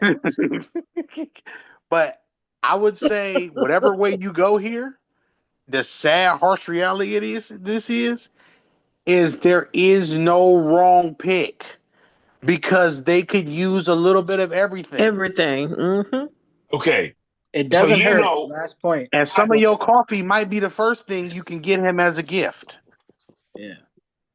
I was gonna ask Mo, are you looking defensively for the Colts? Hold on. Let Tyler make his point, and then I'm gonna get into it. I think this will answer your question, Mo. The reason why he's lasted so long at his position, look what division he's in. But again, they haven't produced. They haven't been to playoff games and divisional rounds and conference championship games. Every team in that division in the last 5 years, I think, has made the playoffs. So if you've made the playoffs, that seems to be you're safe. The threshold, which, I mean, I guess. You're right, though. Okay, usually I don't pick who I would pick if in these mock drafts. Or sorry, usually I like to pick who I would pick if I was in those shoes. I am going to pick here who I think they're going to take.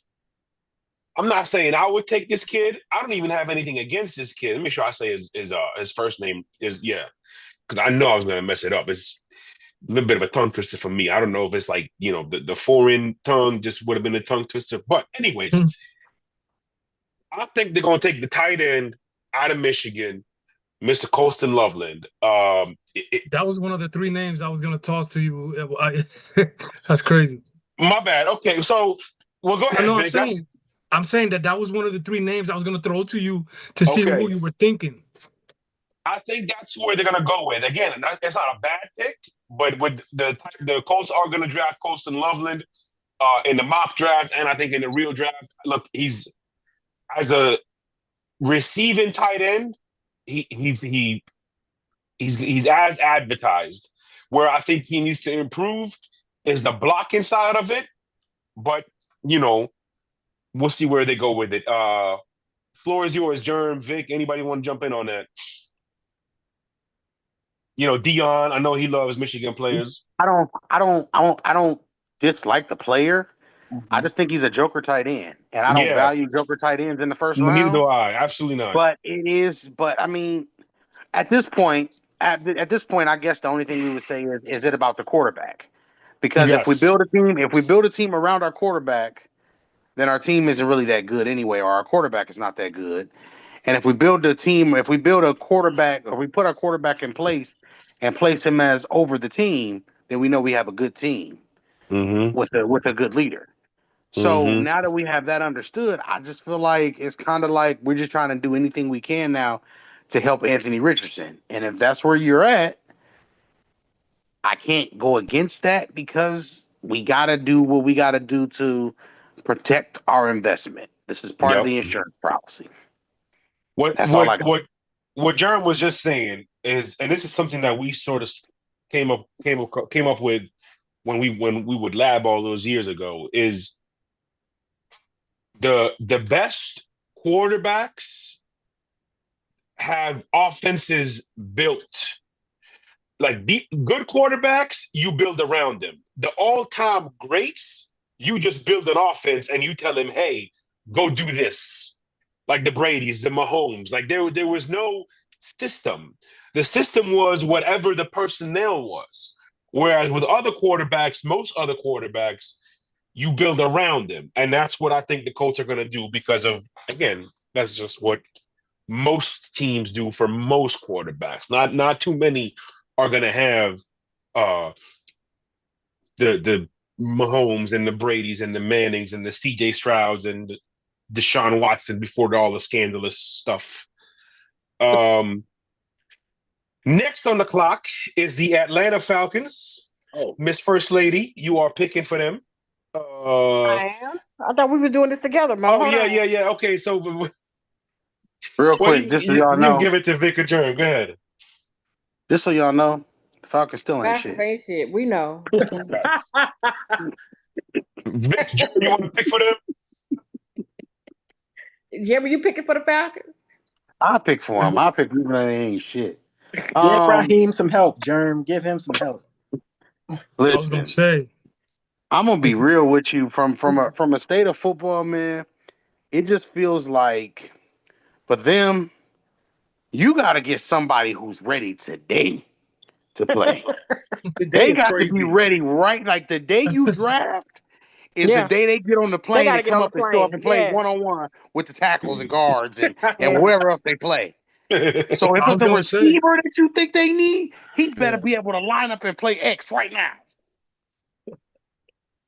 So I'm picking James Pierce from Tennessee. I was gonna say that. See, we be James Pierce, bro. I don't know what it is, but I like him the most. I don't like the edge rushers. I just think he is complete. I think he is elite. I think he has one thing that nobody else has, and I think he has a nose for the football. And for me, that makes him a blue chip player.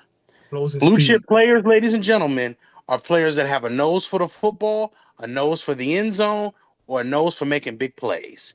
And this guy, to me, is a value player. I just think he has when he comes off the line, he has the burst, the acceleration, the way he uses his hands, the fact that he has that spin move that he has, that he works around and works with, bro. Give me James Pierce Jr., Tennessee, because you're the only 10 that I see. Yeah, because I was going. Mute him. I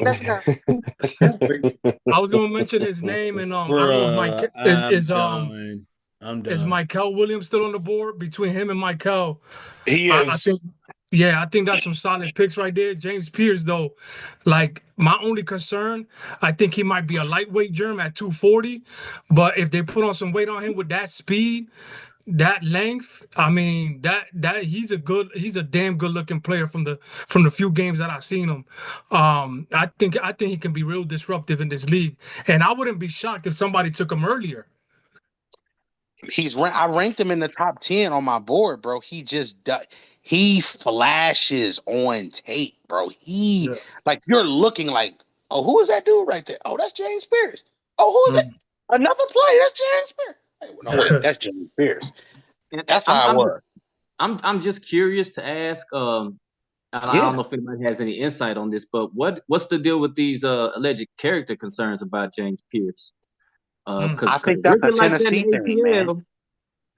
I think that ultimately what it comes down to, I think the coach is the biggest thing too.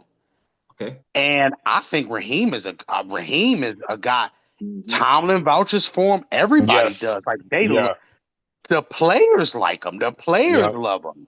So I think you got to get, and the head coach's job is to be a mentor and kind of sort of be there for these guys. I think Raheem as a coach is a player's coach.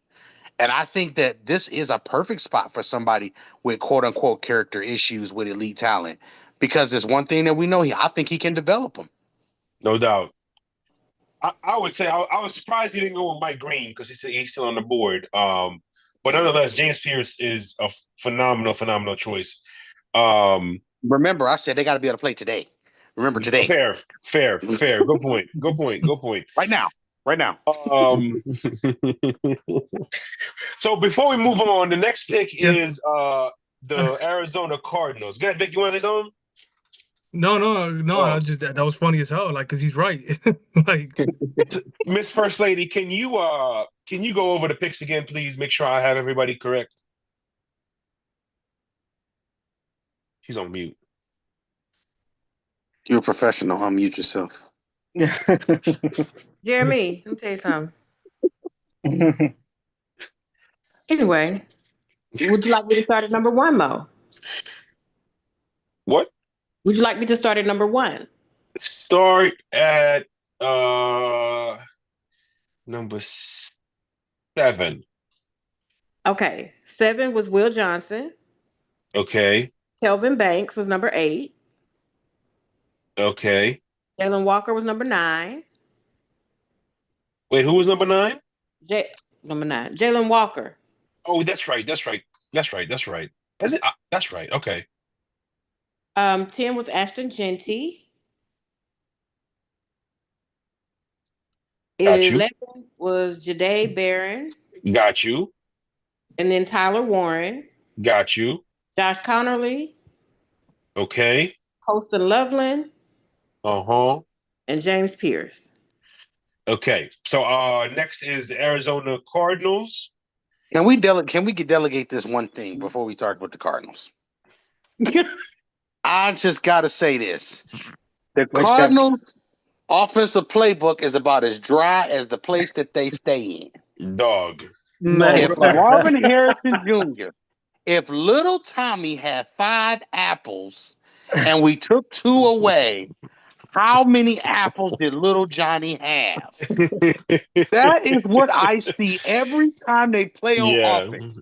Oh, I hated it. Calamari running, or is we trying to find a way to get deep? We can't just go deep. We are not Janet Jackson out here, okay? It's a 13-year-old calling plays on Madden, running the Cardinals offense. It literally, and it needs to stop. Who got the next pick real quick before you make a choice? It's Ty Love. Oh, you got Ben? Okay, go ahead. So I'm gonna say this to you, Ty. I'm listening. Please don't pick and be like them and be dry with this. Like, I need a little bit of water. Put a little water on it. You know what I'm saying?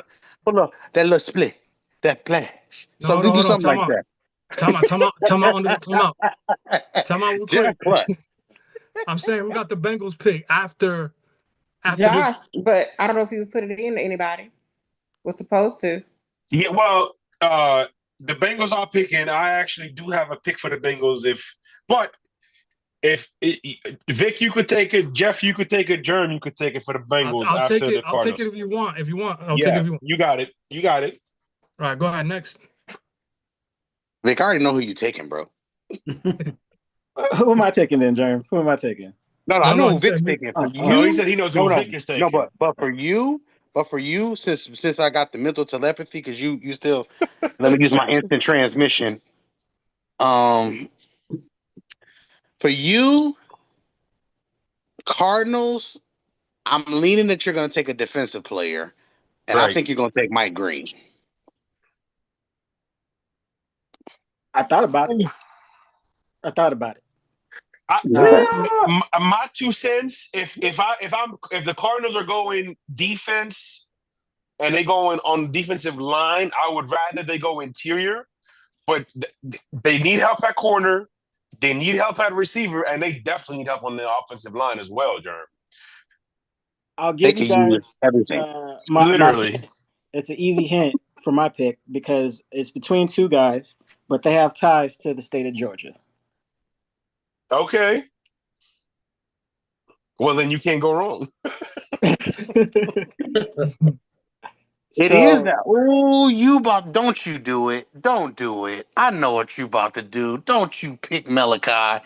Don't you do it. Don't you pick Malachi Stark and put him with Buddha. Don't do it. No. I want to think of somebody that they compare with who they just signed, Josh Sweat. Right? Okay.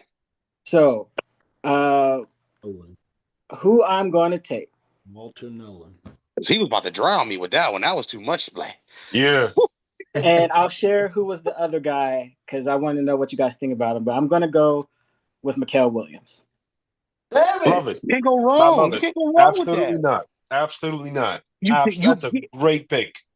If your best players or most athletic players on the defensive side of the ball, you're doing something correctly. And your quarterback can't be your best athlete, bro. Facts. That's a God, great I say pick. this every year.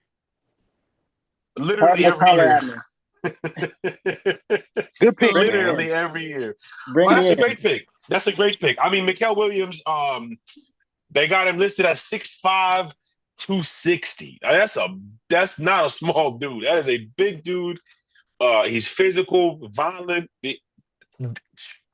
That's a great pick. Shout out to Chris Pace. I'm not gonna say it, but go Dogs.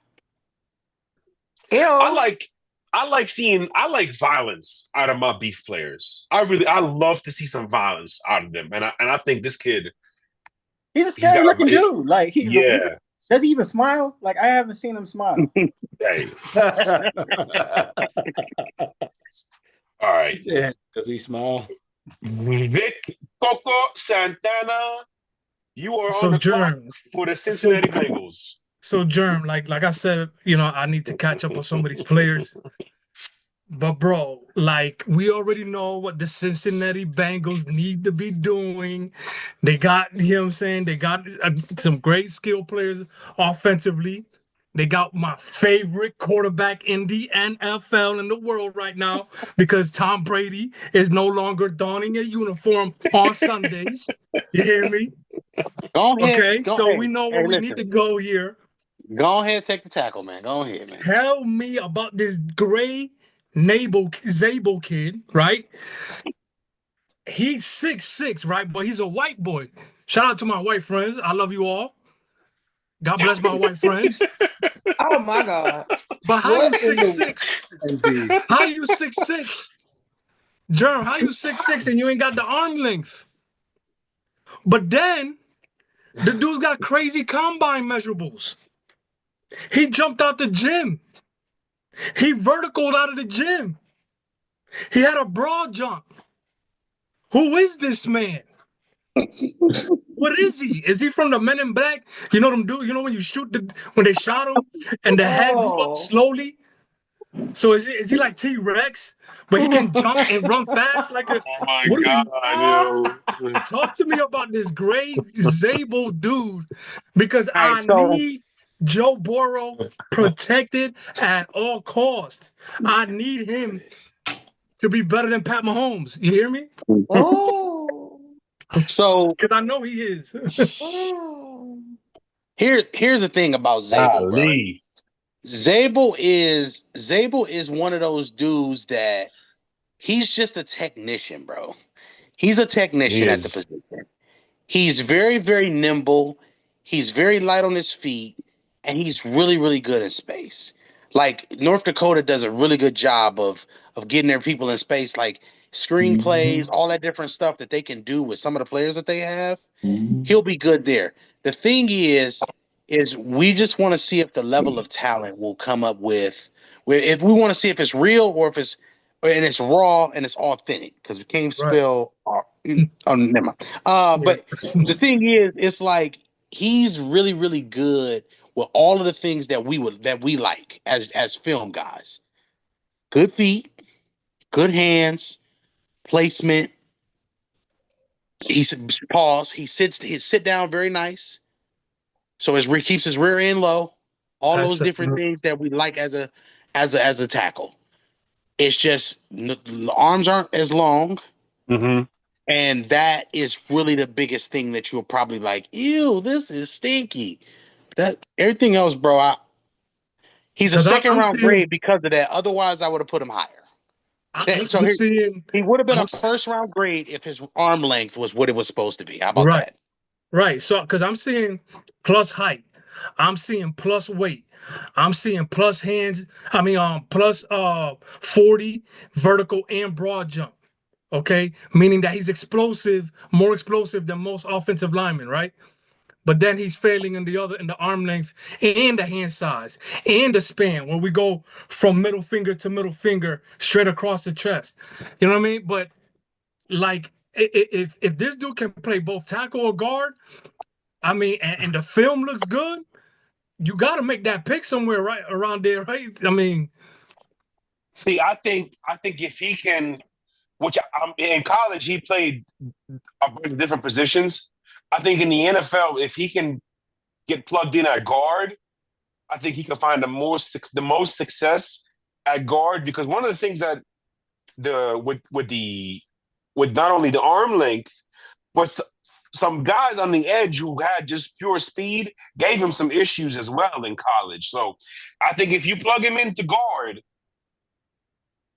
I think he can have a much more successul career trajectory. What was the other guy they drafted, Jerm, that we criticized his whole career from a big name school too? That he just moved on to another team, huh? Becton? No.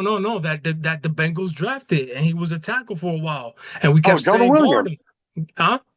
Jonah Williams Yep, from Alabama. Remember Isaiah Wynn? Isaiah Wynn was another one. Georgia, right? Georgia, yep. I mean, look, and that's Bill Belichick, who said that he could have turned, that said he could turn that kid into a tackle. And again, the arm length and all of that stuff didn't work out. Nope. Should have put him at guard. Yep. We're gonna move on now. Jeff, I know Jeff's still on here. I didn't forget you, Jeff, but you had 3 picks in the first 12, and then you got about 3 more picks in the last 10. So we ain't forget about you yet. Just the way the board kind of falling.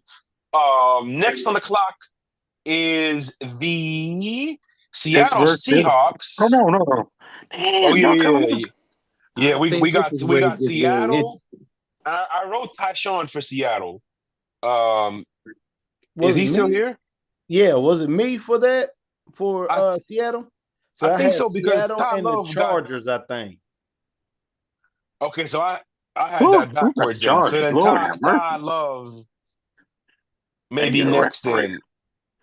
Maybe I had it backwards. That Ty because I took the Chargers. Remember, you gave me the Chargers. Okay, that's right. So then Ty, you are next here with the Seattle Seahawks. Again, anybody that want to delegate their picks to the scout extraordinaires here, by all means, feel free. But the Seahawks are on. Yeah, go ahead. Well, there's a couple of routes I could take for the Seahawks. Should I do what I would want to do, or should I do what I think they will do? That's the question. No, I mean you could. It could be either way, bro. However you want to do it, bro. We don't really care, bro. If you were the GM, what would you do? We're here to have fun and talk some football, bro. Yep, that's it. If you're the GM, what would you do? Do what you want to do. Yeah, do what you want to do. Mike McDonald is all over the place, not in a bad way, but I'd like to see what you would do on this. Mm-hmm. This is an intriguing pick for me. So what I would do in this situation, if I was Seattle, like I'm looking at either 2 positions here. I'm looking to either protect the quarterback that just arrived, or add a third receiver with Kupp and Jackson Smith-Njigba. So why not get the Ohio State crew back together? I knew it. Oh wait, and you put Ibuka right there in Seattle. Thank you, Buckeyes, for all your service and what you do as national champions. And Sam Darnold, you can thank me later for giving you another weapon. There you go. Oh wait. Wow. What's this full name again? Emeka Egbuka. Okay.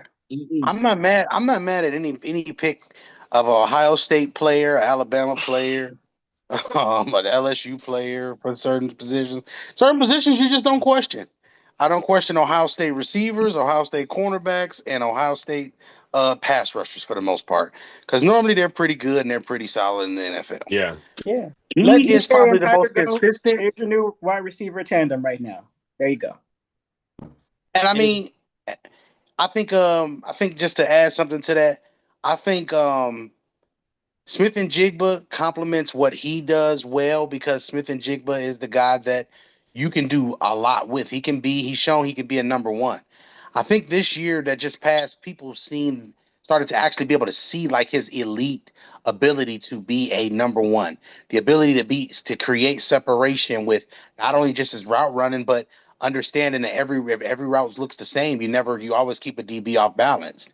And that was the big thing for him this year. I like where he's going, but I think Double E is just a consummate professional. Mm-hmm. He's a professional wide receiver. That's what I see. That's all I can talk about. Nothing else. Yeah, I'm surprised you didn't go with McMillan out of Arizona State. I think his size would also be a good fit. But definitely, like Jerm said, there's certain colleges at certain positions you just say, okay, plug him in, and he's gonna transition well to the NFL. Anybody else anything want to add to that before we move on to the Tampa Bay Buccaneers? Who did Ty pick? Emeka Ibuka. Ibuku. Wide receiver from the Ohio State. Hey man, you gotta write his name in hyphens so you don't get it, so you don't mess it up. That's a lot of receivers. That's a lot of receivers in that room. Forever. You heard? That's What'd a lot you of say, receivers in the room. They just drafted. Didn't they draft the kid in the first round? Who? Jackson Smith. Yeah. Yeah, but they also, I mean, look, they just signed a quarterback. To me, to be honest with you, Todd, I thought you were gonna either go with the kid from Arizona State or the running back out of North Carolina, just because, like Seattle, I mean, unfortunately, injuries have derailed. Jerry, what's your boy's name? Kenneth Walker and Mr. 1-6, Rashad Penny. Rashad Penny, thank you. Yes. But I think it seems like Seattle has been desperate for just a workhorse running back, and I don't know. I'm not saying Omarion Hampton it would have been that, but I could definitely see them flirting with the idea of taking him if he's available to them, which I think he will be available. But I have a spot for Omarion Hampton coming up here. That's a little teaser. I only went Ibuka, Shefty, because I feel he's more of a better deep threat to complement.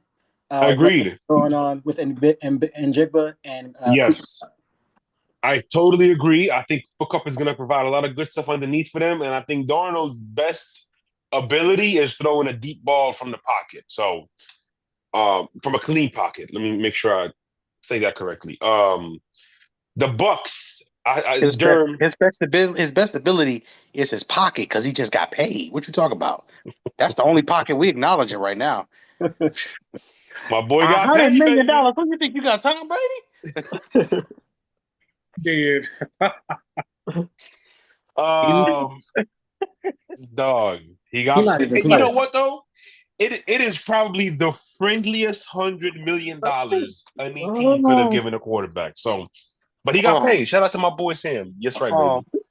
Oh Lord. Chelsea Clinton. Oh. All right.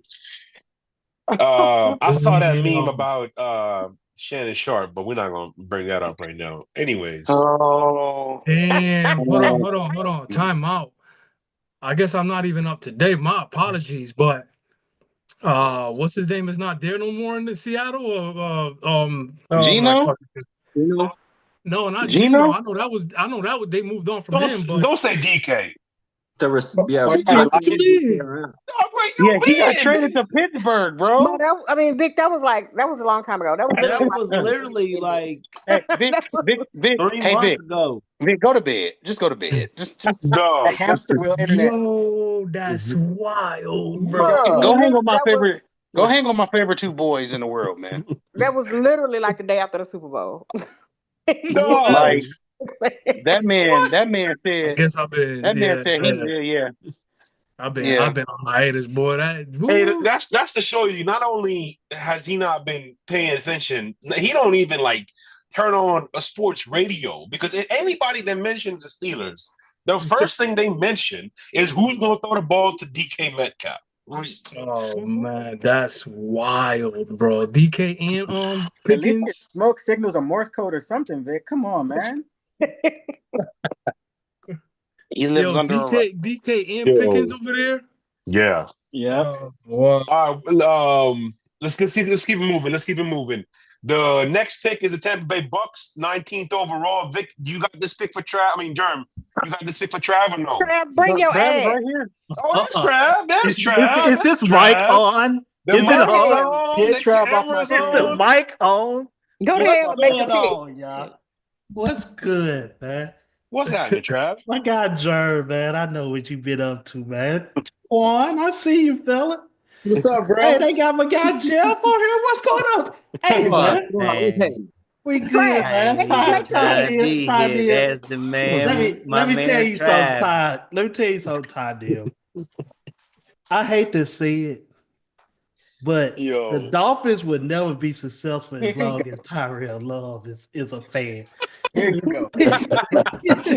Not gonna be successful. He's just a walking jinx, man. He's not gonna never win. I hate to say it, but y'all not gonna be alive when the Miami Dolphins win the Super Bowl. Man. Wow. He's up, man. Brother, Crazy. he's up. You got to give him a free agent fan sheet. He needs another team ASAP. Hey, he knows where to find it. He knows where to find it. Look at him. He's like CDRM. Look at him. Oh my God, bro! I mean, he might well be a fan of his nephew, Aston Genty. He might well be a Bears fan. Man. Hey, Trav. Just so you know, Tanya in my ear saying that Trav is on the clock. If it gets to 0, just skip him. So just letting you know, the production executive producer is watching you on the clock. Tanya ain't talking about nothing. She need to go somewhere. Go somewhere. Cut the feed. Look, Dion, what's good, man? I see you, Vic. Vic, you hey, man, you in your element. Like he ain't been watching the whole time and know we on here. Trav, come on here. Hell. You know what? Yo, man. We was talking the other night. Me and Mo was talking the other night. Y'all so crazy. Dog, I'm good. Hey, man, me and Mo was actually talking the other night, and he put something in my ear, and I actually looked it up, and I'm like, yeah, Bucks. Offensive line is pretty doggone good. We got like the top left tackle in the league. I mean, we do have that. Yeah. Our offensive line is pretty decent. We got a wild card at quarterback that's actually pretty good. I don't too much care for him. Our wide receiver core, when healthy, is one of the best. Super Bowl best. We'd have seen that before. But our problem has always been them damn cornerbacks and health with linebackers. Vita Vea gonna take up everything you need. I'm not worried about that right now. Levante David, still a superstar. As old as he is, he's still gonna hold it down. But he needs help. He needs help. We lost my guy Devin White because Devin White wasn't satisfied. And y'all done took all the good cornerbacks because that is the first thing I would go with. But Jahad Campbell, come on down, man. Come on down. I seen the clips. I seen the film, man. Listen, in terms of edge rush, Germs like edge rushers. He loves them. He loves them to death. Go to hell, Trav. He's a big dude. He likes it. He like them when they play out in space. Also, Jahad plays in space. He can do it all. And what does this clown of a coach that we got loves to do? Blitz. He loves to blitz. Yeah. So why not send one more to the quarterback and get to him this time? And Jahad Campbell fits the bill. Yeah, okay, that's enough. I really don't see any way he drops that far. I really don't. I think somebody after Jalen Walker goes, I think somebody's going to want to jump on it because there's 3 number 11s in this draft, and I think they're all going to go in the first round. But that's in terms of value and in terms of addition to a defense, perfect pick. Germ? Y'all know this is one of my favorites. So putting this type of player to let him play with Levante just for a year or two. That's it. That's how you pass the torch. Facts. That's how you pass the torch when you got a great defensive player and you know he's transitioning out of the league and you got a young player like that. That's how you pass the torch, man. That is tremendous. That's how you draft, and also that's how you're supposed to draft. But we ain't gonna talk about that. Go ahead. Get him off my team. Anybody want to add anything before we move on? Roll Tide. Let's go. Come on here. All right. Yo, next on the clock is the Denver Broncos. I have KG's pick. I Okay, have his good. pick. Okay, so do I, but you go ahead. You got it, Tanya. The Broncos are selecting Omarion Hampton, running back from North Carolina.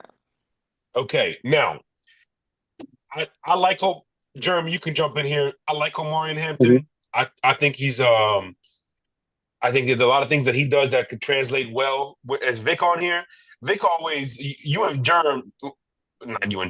Vic, whenever you scouted running backs, would always talk about being skinny through the hole. I think that is probably his number one trait. I don't know who his pro comp is. Go ahead. I like him, but the only thing that I don't here's the hardest thing. Remember, it's not about the position because I respect running backs at all costs.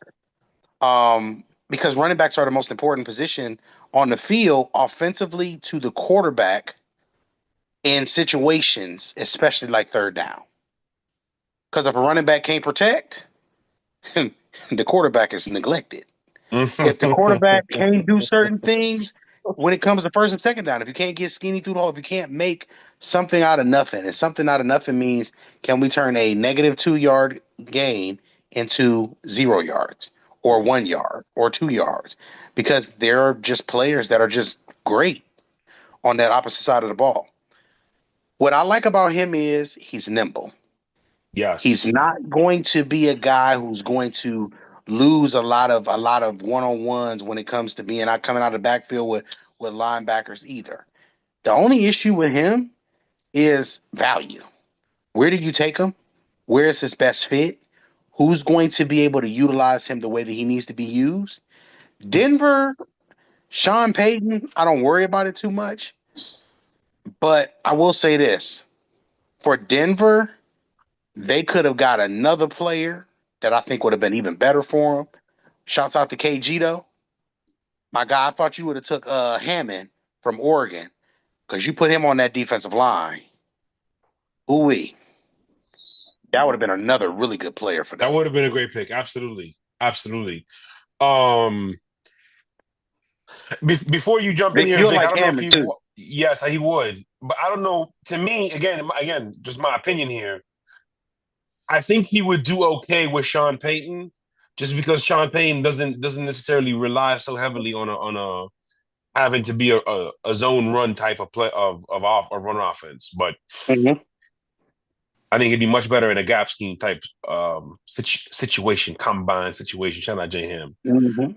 But Vic, anything you want to add before we keep going here? I mean, we're getting around that draft area here. What is this? Pick 19, I think it is 18, 19.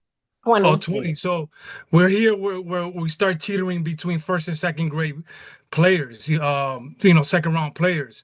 So, a lot of teams, this is kind of like the range where they only have probably 18 first round picks, 20 first round picks. So this is where the running backs might have a little bit more value if you feel like this is a guy that can definitely change your offense. So, it seems to have good measurables here. Scouting report seems to be real good with him. So again, somebody I would definitely like to see it because I love me some running backs. So I mean, I don't mind if you really feel like he's gonna help change your offense. 20 is a good range for a running back here. I like it. Okay, boy. Oh boy. Pittsburgh. The Pittsburgh Steelers are on the clock. We don't need no clock.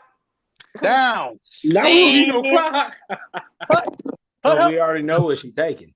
This really gonna happen? This ain't really gonna happen. End it. Say it already. Say it. Do it. Shedeur Sanders. Hey man, come on you now. ready to be a Pittsburgh Steeler? Who? Shedeur. Oh yeah. Go ahead. Star power. That's BET right there. Dog. First of all, I'm assuming that's what we're going with. Y'all want to announce it first? It was okay, all right. It was never a question. Pittsburgh Steeler. I was having this conversation with myself and then with somebody, and then when I went on the radio, with J Ham and Johnny before Germ jumped on there. That may be the best place for him. Here's what I'm gonna say. I'm gonna keep it short, and then Germ, you could jump in there. I think the problem with Shedeur is people don't like boring, but boring. Remember, boring. Mm-hmm. Okay, ain't nothing boring to me about it. And nothing was boring to Tim Duncan for me. Nothing was boring about Tiger Woods for me. Nothing was boring about Tom Brady for me. Like, boring wins. No, people that just know how to consistently deposit positive plays. Preach. And I think Shedeur does a lot of things exceptionally well, but he does them consistently as well, which is even more important. I think he is definitely ready from day one to run a pro-style offense. Now, how it all transitions depends on where he goes, but I think if he winds up in Pittsburgh, forget about it. I think that would be Rookie of the year, the perfect spot for him. Jeremy, go ahead. So, Vic, who's a quarterback that we scouted over the years that we said, trust your eyes and just protect the ball? There's a few I can name. I know. That's what I.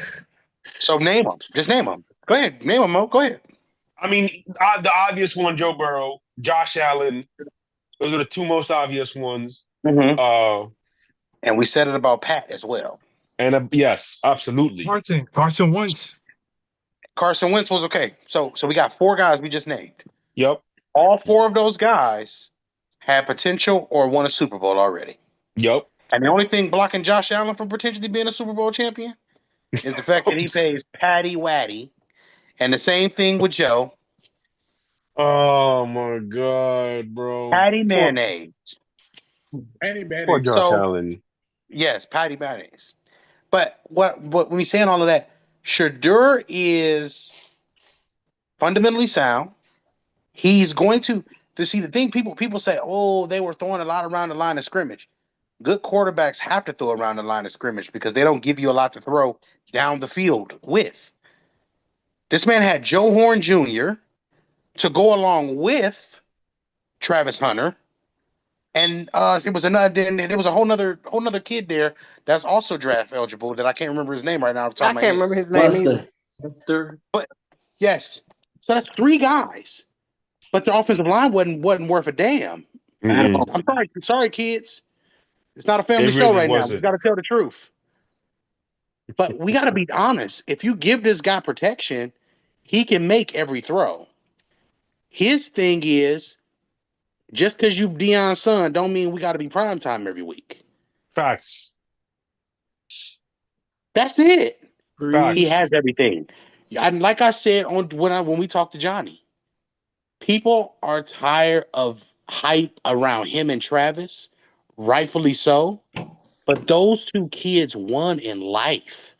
Amen. They are the first of the athletes coming into the NFL from the NIL deals that were prospering, and they could sit back and actually enjoy their college tenure. And they did. I want people to think about that. Yeah. Think about that type of pressure on him doing what he did and being under the spotlight he's been under. So he got here from blood, sweat, tears. It was some type of equity that he put in there to get here. Yeah. He deserves it, bro. That's all I got. I don't got nothing else I need to say. Mic drop, but I'm going to drop it. I'm throwing it. Leave him alone and let him do his thing. Facts. This is what I'm saying. Like, and I was able to see this kid, bro. 21. I mean, that would be. Obviously, we know how the NFL works. We know there's gonna be some movement.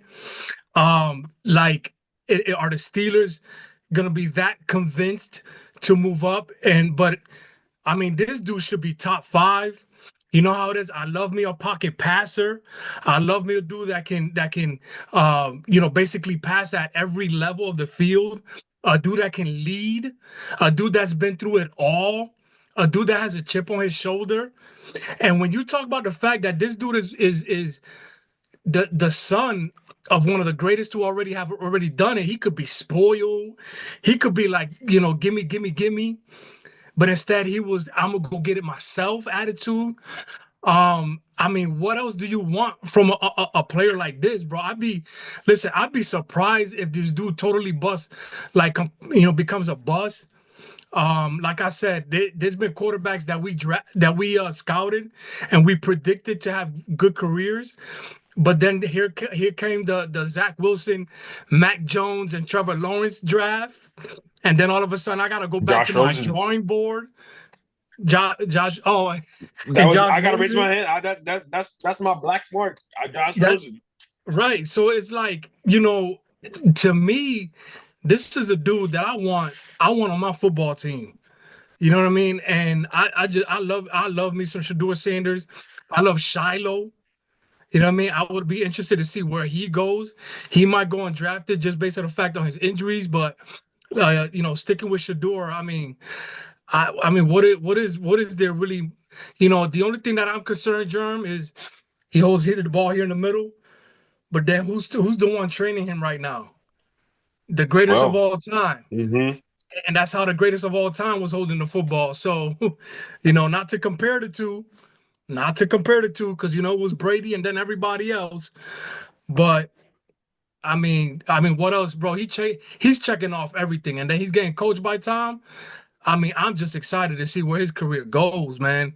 Because, CJ Stroud, or is he going to be, I don't know, Jamarcus Russell? Like, I just don't see that. I don't see that. He's not going to be Jamarcus Russell because he's a lab guy. Mm-hmm. Right.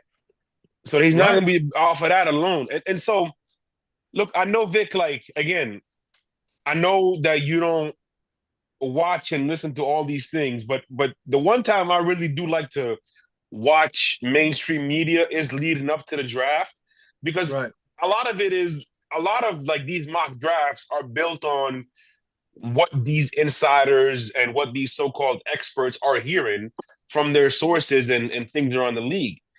There's a reason only but a few teams actually win and are consistent year after year after year.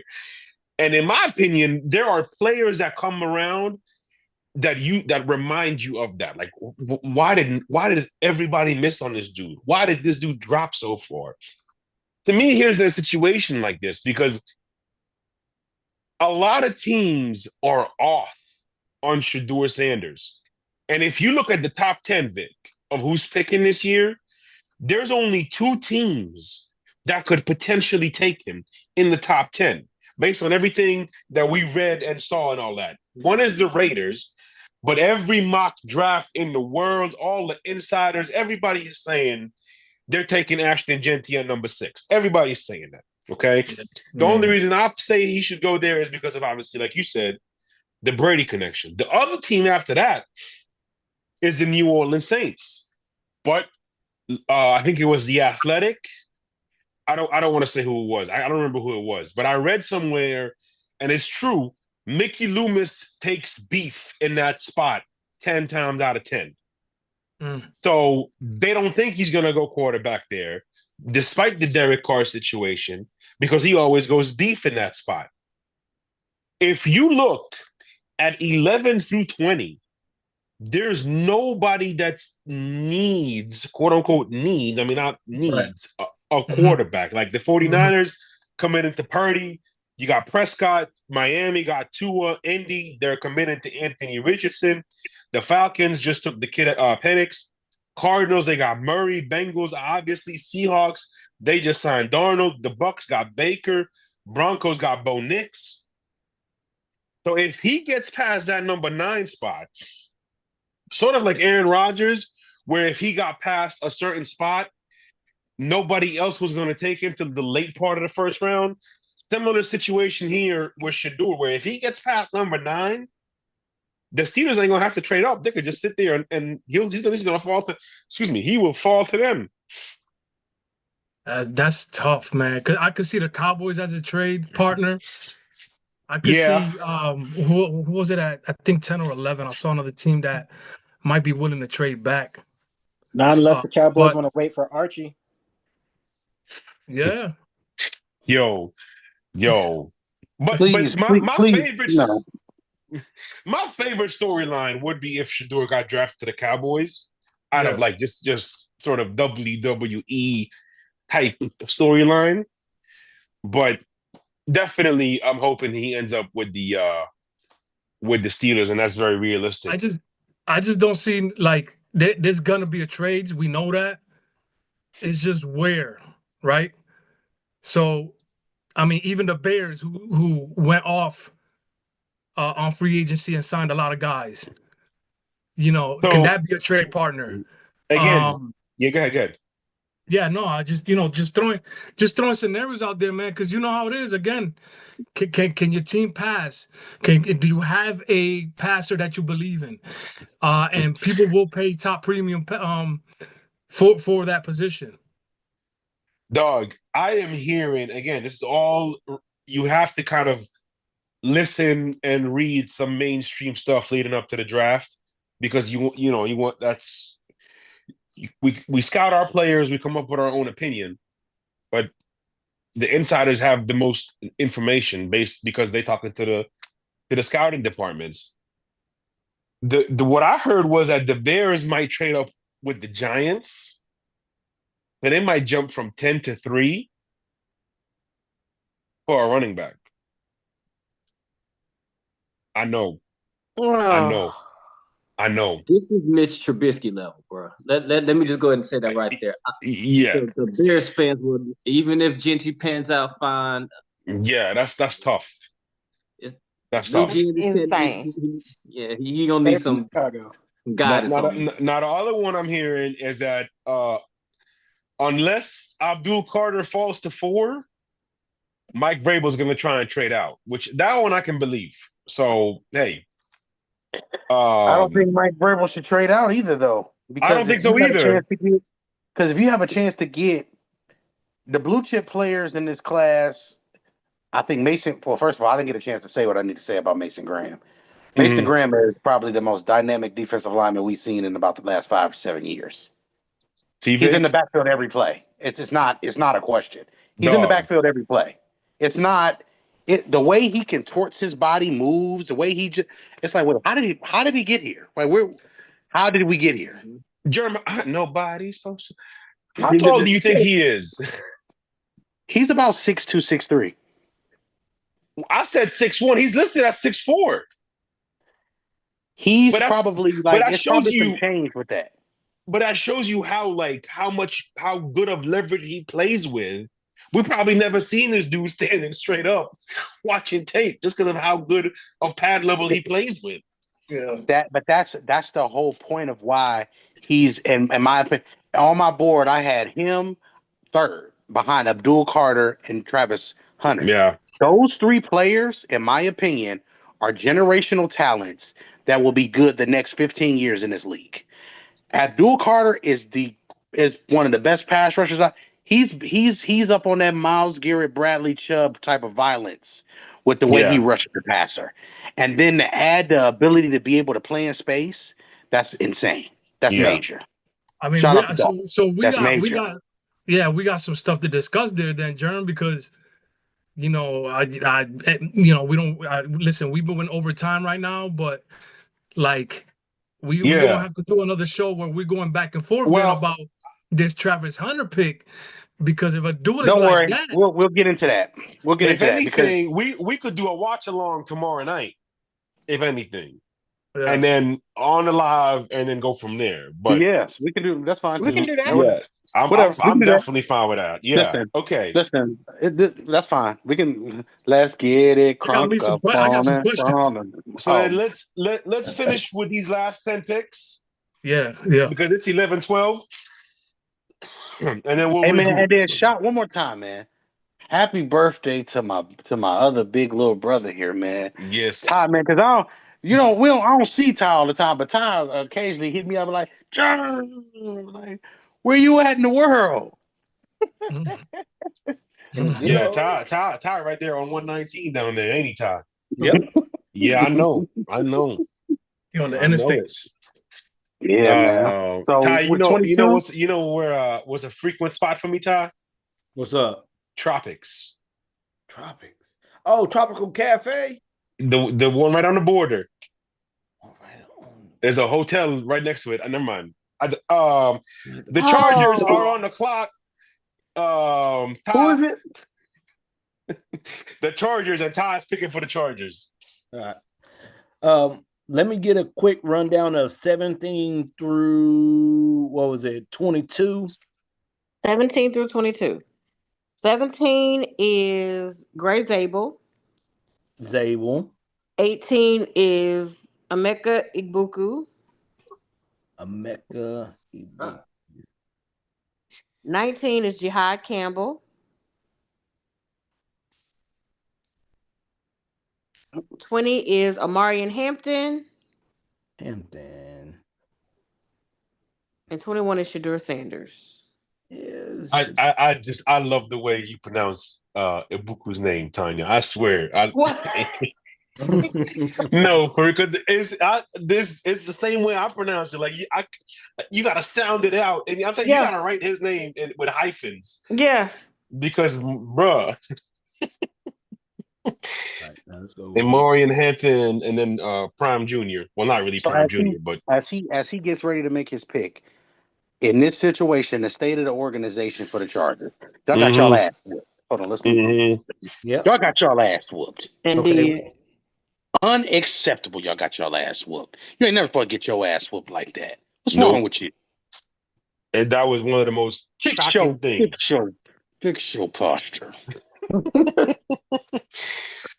Jeff, you after the tie with the Packers, and can we ask this question too? Now, I'm not always. Sometimes I get a little angry when I watch BS. Oh, the Chargers receivers is a bunch of BS outside of Lad McConkle. Outside of Lad, yo. He's a fair lad.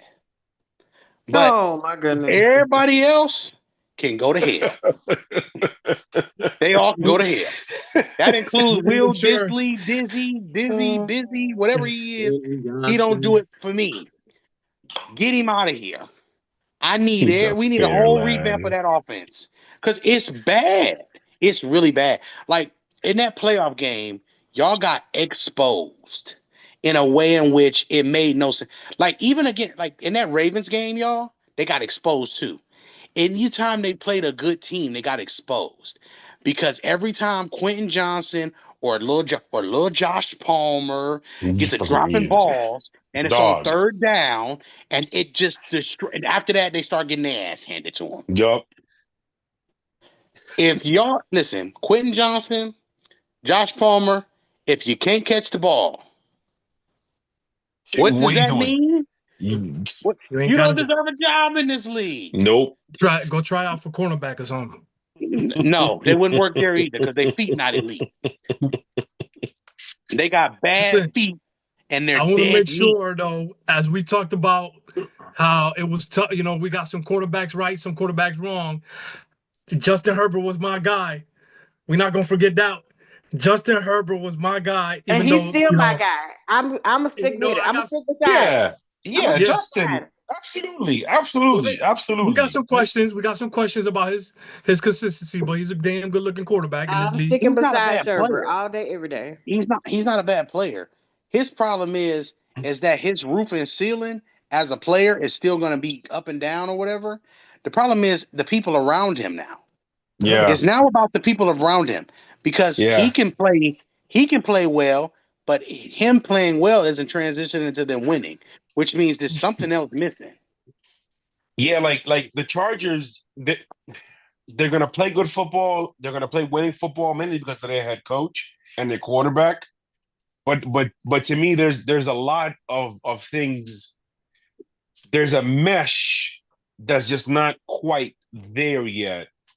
And I really, one of the most disappointing things was how much the Ravens whooped their ass on the line of scrimmage to end their season. That really, beat the hell out of them. They absolutely dominated. Yeah. There ain't too many people messing with that defense that the Ravens got. Ain't too many But people. on both sides, Ty, on both sides. Well, true. On both sides of You're the right. line of You're scrimmage. right. They You're got right. whooped. Who you feeling, brother? All right. Since we want to try and protect, we want to protect the quarterback. I'm gonna do him a favor. I'm gonna do him a little bit of a big. Nah, not him. He's already taken. He's already been taken. So let's go Booker. Good. That's a good pick. Let's go Booker. Let's get him some inside help. Booker is solid, bro. Absolutely. Booker is solid. That's my pick. Booker can listen. Let me tell you about that dude. Booker can boogie. Like, I'll take him out dancing with me. He got them type of feet. He be in that tackle box like. I'll be like, you better do that fast, man. Hey, Trevor Booker is incredible. Not Trevor Booker. It's Trevor, right? Tyler. My bad, bro. He's cold.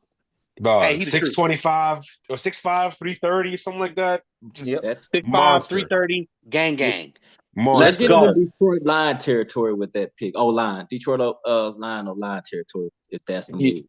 Yeah, he's a monster. He's definitely a monster. Protect that quarterback. Next on the clock is the Green Bay Packers, and that's Jeff. That's you. There's a lot of options. You still have a bunch of receivers on the board. That's a need. Jeff is the perfect person to pick for the Packers, y'all. I know. This is a tough one. Scary. Cornerback, defensive line, offensive line. You got options here. There's options. But I don't care about Green Bay, so I'm going to go with Malachi Starks out of Georgia. Yeah, listen, Malachi is somebody that you could really plug into you could plug him into the teeth of that defense and really solidify a lot of things. So I know that's a. I feel they have some leaders on defense. However, I think they kind of want, and we don't envision safeties as the quarterback per se of a defense, but he has that type of potential. I would like to look into maybe even protecting a Jordan Love. However, I think they need the best player I think that's left on the board across on defense that can offer them some assistance right now. And then we're going to go with Starks. Only other player that I would have said was, of course, that's like I said, Mike Green. That is the guy that's still there too. But Starks is another. He doesn't have any weaknesses. He doesn't have any weaknesses as a safety. Like, he can cover the slot. He's really, really good in space. I like him, especially when you use him in these cover one situations as a robber coming down in the box. Mm-hmm. His closing speed, he different, bro. He's another one of them. He's one of them top 10 guy. Come on, book him. He is, in my opinion, he's the safest pick in the draft. And you notice we say that every year about safety. That's fair. Yes, that's fair. The safest pick in the draft is Malachi Starks, bro. He is not going to. He don't got to do nothing extra besides just go out and do his job, and he's excellent at doing his job. We want to try and wrap. I really want to try and wrap it up before 11:30. But this turned out to be way better of a show than I originally anticipated. And that's a shout out to you guys, and a big shout out to the OGs, Vic and Jerm, for jumping on. Next on the clock, we got the Minnesota Vikings. I'm actually slotted to make that pick. But Jerm and Vic, if you want to take it, you could take it. Corner, beef. Who's the quarterback over there right now? JJ McCartney, ain't it? Yeah. Coming back from the ACL. You said Paul McCartney? Mm-hmm, him. Oh my God. Well, if I'm gonna pick somebody for the Vikings, for me personally, they lost their bookend tackles last year. Yes. So that's part of the reason why Sam got to looking real Samish. But with that being, I agree. Bias, I honestly completely agree. Go ahead. Because Darisaw is as good as advertised. Vic, we scouted him really hard, and we said that was going to be a good prospect. Brian O'Neill is the right side guy. They lost him also. So losing your two bookend tackles, bro, it does change a lot. So I think they already have a foundation there. I like what they have. They got 1A, 1B, whatever you decide, and Justin Jefferson, one of the best in the game, who we're right there. I will just say at this point, what do they need more than anything? Your defense was tremendous. However, you can never not get better on defense. Never. So what's the best way? Interior. Give me Hammond from Oregon, the defensive tackle. A defensive tackle, okay. If you're in a situation that they're in, you don't necessarily need more edge rusher guys right now. You still got good guys under contract. You still got guys that you scheme well. Right. Now you just get you another stud in the middle, and you continue to press that pocket. How would you compare or contrast to, we talked about him earlier in the show, Eric Armstead, who also came out of Oregon? I think for him, I think that there are two different positions, right? I think that he's a guy who will be able to play more of 3-tech and play some 2-eye as well. Yeah, we get to be technical here too. I like this show. Yeah. So 3-tech and 2-eye. And then besides 3-tech and 2-eye, he gives you the ability to play some straight up 4 and 4-eye. So if he can play 2 through 4, 2 through 4 is really a good gap because he doesn't have to be in a 4-3. He can be in a 3-4. You can put him in your nickel and your dime packages and things like that. So I think it fits with what they have. And the Vikings do last year especially, they did an excellent job of just moving pieces. So you had another guy you can move around on the line like that. I think that's perfect. And again, value. Like, what can you? Come on, man. Call me Walmart, man. Everything you need in one place, man. What's up? Well, I see here some elite arm length. Keep going. 84-inch span, 30. 80? So 84 from middle finger to middle finger. Go ahead. Keep going. And then what we got? 34, so almost 35 inches of arm length. Biggest hands in the draft at 10.38, 10 inches, 10.38 inches. Yep. I'm fucking, it's kind of late. Yeah. 6'4", 315. I mean, I'm liking these measurables. Vic. Good. Who we picking? What's his name again? Derek. His first name Derek is Harmon. Yeah, Derek Harmon. Derek. Yeah, Derek. First name is Derek. Okay, I was doing something else. This is to show you we gotta get back in it fully because it's one of my favorite blitz packages. When they got the 2 linebackers in the A gap, and Brian Flores loved doing it. Sugar to A gap. Yep. Imagine Harmon 1-on-1 on a guard in that type of scheme. That's gonna be destruction, and devastation. And that's what they need in the division that they're in. Yeah, absolutely. Because listen, man, 4.940. Yeah, 4.940 at that 315 being that tall, that big, bro. Come on, bro. Same thing. Man, I think he's like 6'5", 6'6" as well. Yeah, bro. Listen, grown men.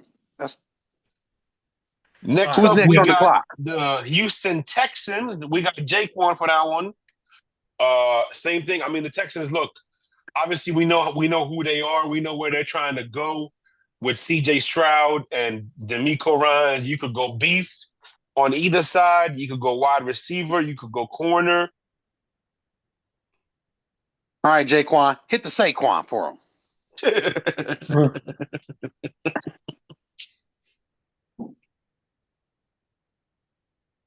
You on mute, bro. You're a professional. Unmute yourself. Lord Jesus.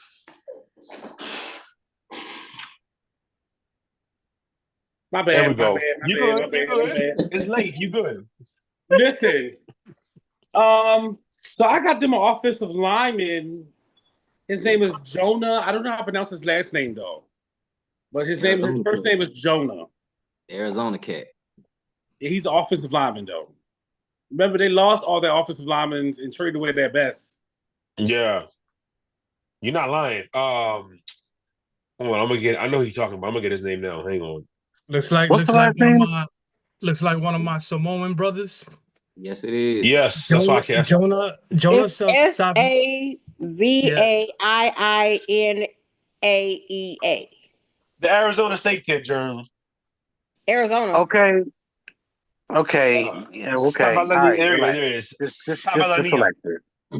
So, okay. First things first. Picking him isn't a bad pick, right? You could have did better by picking the Ohio State kid in that spot because that would have been better for CJ today. But in hindsight, you probably get a guy who probably is going to be able to play more than one position, or if he doesn't work out on one side, he might work out on the opposite side. So that's what I'll give you with that. Again, I'm not going to criticize offensive linemen too far though, because at this point, whatever CJ needs, get him that, because what he did last year ain't what we were supposed to be doing. Tell him and Deshaun to stop being so misogynistic. Tell him and Deshaun Watson that their new trainer needs to stop being so misogynistic because it's not working. No pun intended. No pun intended. Son. Yeah, so that's all I got for that, I feel like Houston, despite the bad trade they did with Laramie, I don't know why they did that, but I think Houston's going to get a receiver, honestly, because you have Diggs who's gone. You got, Tank who's, coming back-ish. Down the road. He won't be back next year at all, bro. Yeah. At all? Okay, yeah. Nah. They already ruled him out pretty much next year at all costs to save him, and they should, because that was egregious. Yeah, it was. Yeah, it was. Tank. Yeah. Recover, man. Come back fully. Take the time. But that leaves with Christian Kirk and Nico Collins, and that's pretty much it. Yeah, but in this spot, here would be the question though. This would be the most interesting question. Would you take Golden or T-Mac? Or would you take because T-Mac, which is interesting about him is he's just your classic X receiver. Do y'all realize, Mo and Vic, I want y'all to remember this. 5 years ago, if we said that a classic X receiver was on the board and we were in pick 20, we'd be like, why aren't we taking him? Yeah, it's true. Why are we taking him? It's very true. It's crazy now that we're saying we'd rather have a flanker than an X. Yep. Different That's leagues. insane. The Arizona kid? Yeah, bro. He's still on the board. Side note, Titans just got Tyler Lockett. Oh, yeah? Really? Yeah. Really? Who just picked him up? The Titans. Titans. The Oilers. The Oilers. Thank you so much. The Oilers. Yes, that's what they are. All right, whatever. Eddie George and them. I'm just happy that he got, he finally somebody picked him up. They're getting got that light blue and navy suit fitted and ready. Hey, so watch this real quick before we go to the next pick. Before we go to the next pick, shout out to my boy Ty Neal though, because Ty catches every prospect, y'all, from Washington and anywhere that's over on the West Coast for some reason, and it's a cornerback or any type of running back or something like that, or a receiver. He can, hey, Jerm, you ever seen Ty Lockett? I remember that. I want y'all to say I remember that conversation. Lockett looked like he was 40 in his 20s because of his hairline being so bad. But hey, yo, you gotta leave my. Hey, you gotta chill. Hey, Gray Zabel looked like a 40-year-old dad. Hey, yo, who is next? This show gets okay. Yeah, the only place you get everything. 3 hours, bro.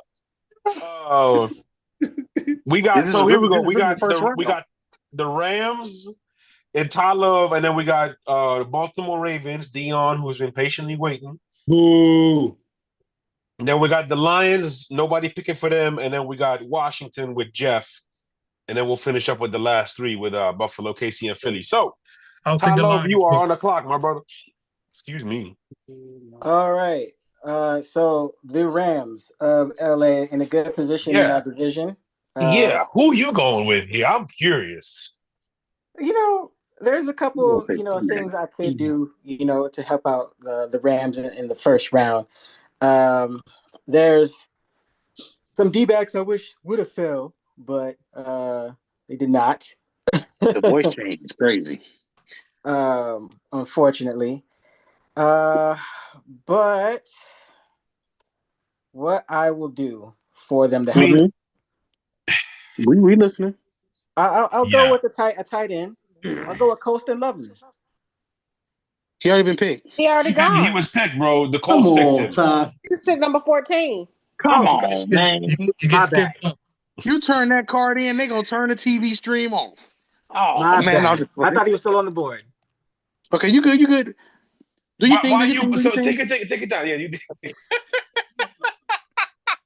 My bad. That's on the defense, B. Yo, so you could go linebacker, cornerback, or beef, or tight end. Vic be so boss, man. We can't even do inside jokes for Vic, bro. He be so long. Look at his face. Yo, Doug, we got Vic up his time. We got Vic past his bedtime right now. All right, it's late. It is late. I mean, I guess I was looking at depth charts over here. Ty, if you don't have a pick yet, I have something to say. Well, I think between a linebacker and cornerback, go ahead. I read not to rule out the Rams taking a quarterback in this spot. For the future? For the future. Ole Miss cat, huh? I'm not going to say who. All I'm going to say is there's a man in connection.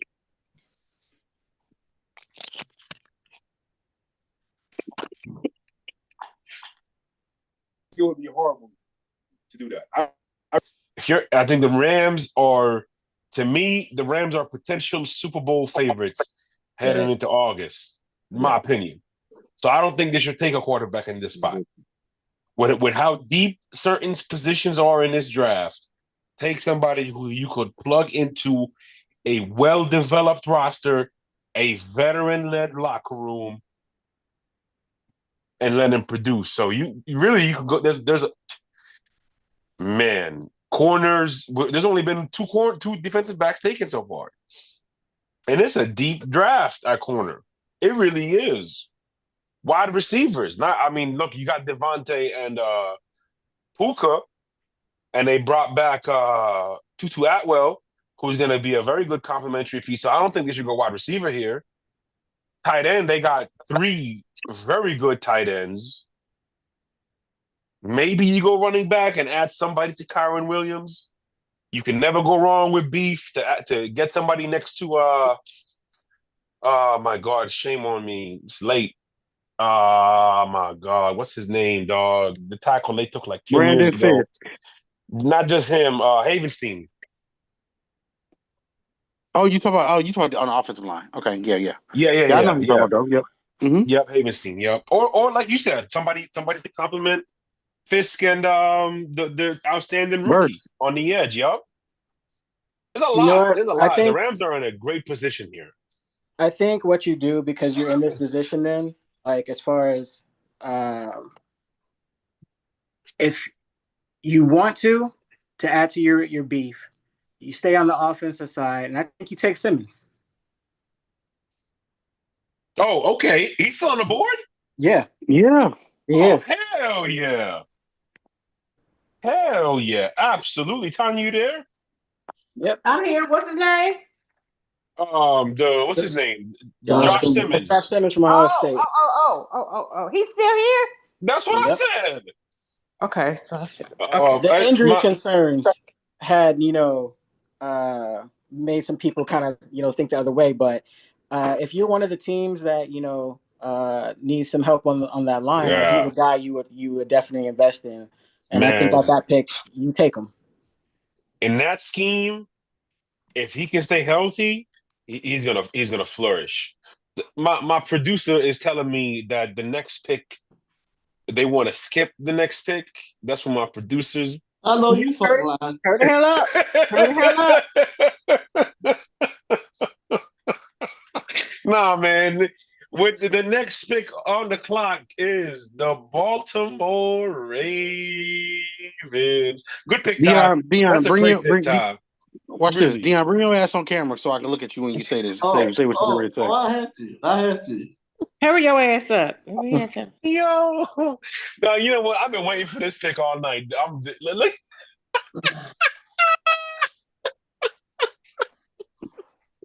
Yo. This dude is a fool, dog. Look at that trash you got on. Hit us with the Skeletor. I'm so sick of this man here, boy. I tell you. No, that was why smooth. you turn around like Ronaldo?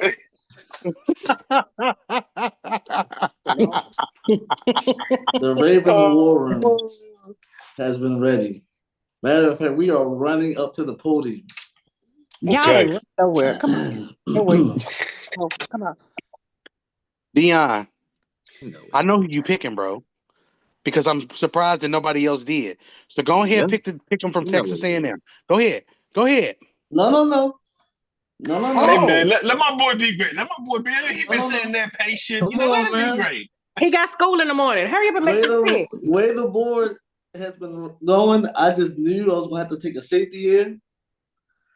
But y'all lucky this is not a 7th round because I got plenty of safeties I want to pick from. But we are running up to the podium to take Mike Green, edge rusher.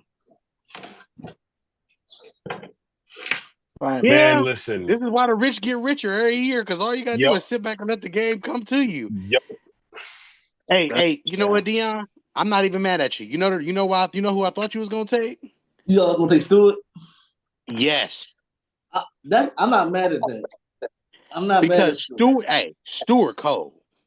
Yeah, I can't believe he's still available. Actually, I need some speed on the edge because Ajabo. But remember, Stewart is the explosive one. Absolutely. And him in Baltimore would be crazy. You can't go wrong. I was more shocked that Green was still there. Yeah. I originally had the safety out of South Carolina, but the way these edge rushers was going off and then they stopped. So I'm like, hey, they stopped. Yeah. Hey, I ain't gonna lie to you. That safety from South Carolina nice too. Like I like it. If this was a 7th round, I'm trading up to get him. Like the Ravens got 11 picks. There's no way in the world we're keeping all 11. I gotta jump off real quick. But, listen, real quick, I was gonna jump off, but I'll take the Lions pick when Dion's done with that. Okay, so let me just say that is a perfect Harbaugh type pick where they just sit back and somehow a top 10 prospect just falls in their lap. Effort, violent. The dude used to be a wide receiver, now he's one of the best edge rushers in the nation. Whatever. Next on the clock, we got the Detroit Lions. And Vic, all you, baby. Yeah, I mean, I think the kid, the safety from South Carolina, will be an outstanding pick here for the Lions, simply because they got almost everything they need offensively. And then defensively, they play a nickel defense that's been mostly their base defense. They got edge rushers. They got some decent linebackers. They could always go there. I mean, you could always get obviously front 7, but I think that safety being that they play with 5 DBs, on the field most plays, Jerm. I think that safety will be an outstanding addition to their football team. So I'm not mad at that pick. Nicky Manwari. Yes. Yeah. Hey, he cold too. But check this out. I thought for sure that you was gonna go Walter Nolan. I know who that is, but Walter Nolan from Ole Miss, and on the interior with Hutchinson on the other side. Okay, yeah, like I said, front seven. You man, listen. See, yeah, look. I get it. This is see. Last year I wasn't initiated. This year I'm ready. I'm looking like y'all didn't pick him yet. Next on the clock, we got Jeffrey picking for the Washington Commanders. All right, Jeff. Hard to believe that this team had a better chance of beating the eventual Super Bowl champs than those Chiefs did, right? So I'm looking at what they did across the board, and they improved that defensive back room with the selections of my guy Kenyon Mitchell and Cooper DeJean. So one thing Dan Quinn likes, and I know Joe Witt as well, is they love edge rushers and they love cornerbacks. Mm-hmm. Although it would be lovely to pair up a weapon with Jaden Daniels, because that can make a big difference too. I'm going to go with the cornerback Revel from East Carolina. And let's let it boogie. Okay. 6'3", 187 pounds, natural hitter, all of the things that you like. The issue with him was he had an ACL tear. Hell. If you put a guy like this on the field, he's more athletic and agile than Richard Sherman ever was, and he's a smart football player. This is a very, very underrated pick, and it's a pick that will show you that there are a lot of good cornerbacks in this draft, all shapes and all sizes. Yeah. Great pick. Great pick. Next on the board is the Buffalo Bills, and we got the Chiefs, and we got the Eagles. I don't know if my guy is still on here to pick for the Eagles, but Bills and Chiefs don't have anybody. Give me the Bills. Go ahead. Give me the Bills. So with this pick in this draft, we're going to go ahead and we're going to make this real simple. The Bills already got a bunch of receivers. They've made it very, very clear that they don't need receivers. So what can we get here? What better to do than to pair us a nice edge rush combo? But I'm not going to take who y'all think I'm going to take. Because the easy thing to do is just take somebody, right? I'm actually going to take Donovan Iziraku. Is that Boston College? No, you did good. Yes. You did good. Yes. He is a full complementary pass rusher. He has every tool possible. But why did I pick him? Because he is the most fundamentally sound guy probably as a pass rusher in this draft. He's not all flashy. He's consistent, and that's the type of player that the Bills need at this stage as they continue to rebuild and revamp that defense. And I just feel like that's a great player to pair with Russo on the other end. My phone cut out. Who'd you pick? Donovan Iziraku, Boston College. Edge player, pass rusher. No DBs for the Bills Mafia, Germ? Like that would have been. No, I think the DB room is something that they can address in the next round because we got a lot of DBs in this class. Yeah. And for them, I think for the biggest thing for the Bills now is you're just looking for value. Value is what they need to be focused on. And if you can't improve your pass rush, because pass rush is ultimately what it's going to take for them to beat the Chiefs. That's the type of player that you need at this stage. I lied. Tell me his name one more time. Donovan Iziraku. I just saw him. Okay. We got the Kansas City Chiefs on the clock next. We got nobody to pick for them. Well, let's just make it easy. Go ahead. Chris Jones ain't gonna be there forever. Yep. I know who you're gonna take, because that's who I was gonna take. Good. Walter Nolan. Yep. Ole Miss. You might as well give him. That's how you pass the torch.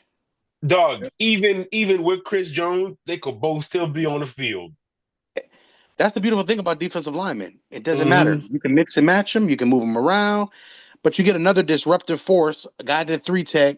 You can stack him and put him at the 3. You can put him at the 4, put him right overhead of a tackle, and let him attack a tackle. Yep. These type of guys, they just don't come around often.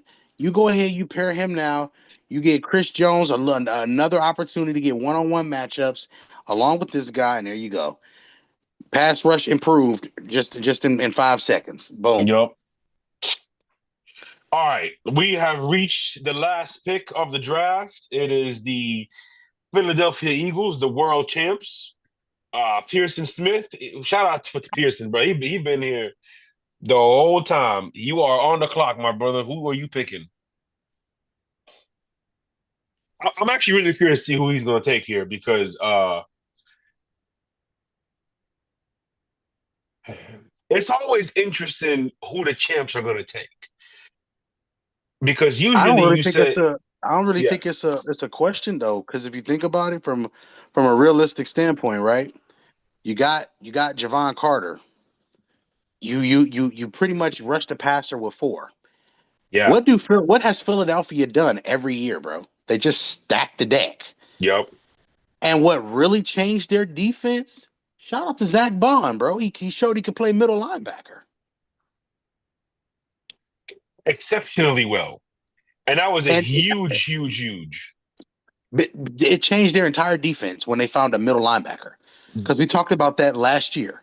The middle linebacker spot was the biggest thing that they were missing. Yep. They got a middle linebacker, and then everybody else seemed to fall in place. Because everybody was just running these deep crossers, these vertical routes through the seams. I mean, everybody was just picking them apart. They needed secondary, they needed an inside linebacker, and literally that's who gave them some of their best work, some of their best production in terms of off ball, because obviously we know what that defensive line did. Yeah, that's I'm not going to tell him who to pick, but if I'm the picking pick is here, in. Go ahead. He Shamar Stewart out of Texas A&M. Listen, that gives you another electric guy off the edge. This is why the rich get richer. Because players like this fall to pick number 32, and what can you say about it? He is – so we talk about Juice, right? He might be the most explosive edge rusher, period. Okay. And then on top of that, the way he just – like the drill where you hitting the pylons and – bro, he's violent. Yeah. This is a violent force. Yeah. And he doesn't care about your quarterback either. He doesn't care about him. No. So you better care about him and protect you. You better care about your quarterback and protect him. Because he don't give a damn. So this is another classic example. Why? When you are drafting, if you feel like a player is good, bro, stop letting these good teams get great players. Like, you talking about a dude who could go in the top 10 if somebody wanted to, and you're going to just have him go to the world champs at 32? At 32? Dog. Think about if we, in this world that we live in, just to give y'all a food for thought, right? I think this going to hit for Jeff too harder than most people because of who he's a fan of. If you really think about the positional value, every year we value all of these high name players that play skill positions. Yeah. If we focus on pass rushers, cornerbacks, and offensive linemen every year, and we said, you know what?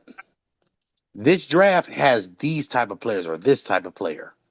We're going to focus in the first round of taking these type of players off the board to make the guys take the skill position players or players that are not relevant to success. That would change football. Mm-hmm. That's bars. To me, I think with Shamar, when you watching like tape on him, you don't have to look for him. Like, just look for the most aggressive looking on the field, and he's just gonna pop out. So, anyways, listen, if you know us, we can talk football all night. We're gonna let y'all go. We're gonna let everybody go. I'll be home by about 6:00 tomorrow night Eastern. Jerome, we could hit up the chat, talk about how we're gonna do tomorrow for sure. Good seeing you, my brother. Absolutely. Jeff, Ty, happy birthday. First Lady, Dion jumped off. We will be back tomorrow. We'll probably try to do a watch along, something along the nature. Tanya is gonna post the results. We're gonna try to clip some things and make it a little shorter and post some things for the page so you guys can recap it a little bit. This was a great show. I love y'all. I appreciate y'all. We're gonna be doing a lot more since things have happened in life that have freed up my time for the better. So I ain't said this in a while. Take us home, True. 22. See y'all later.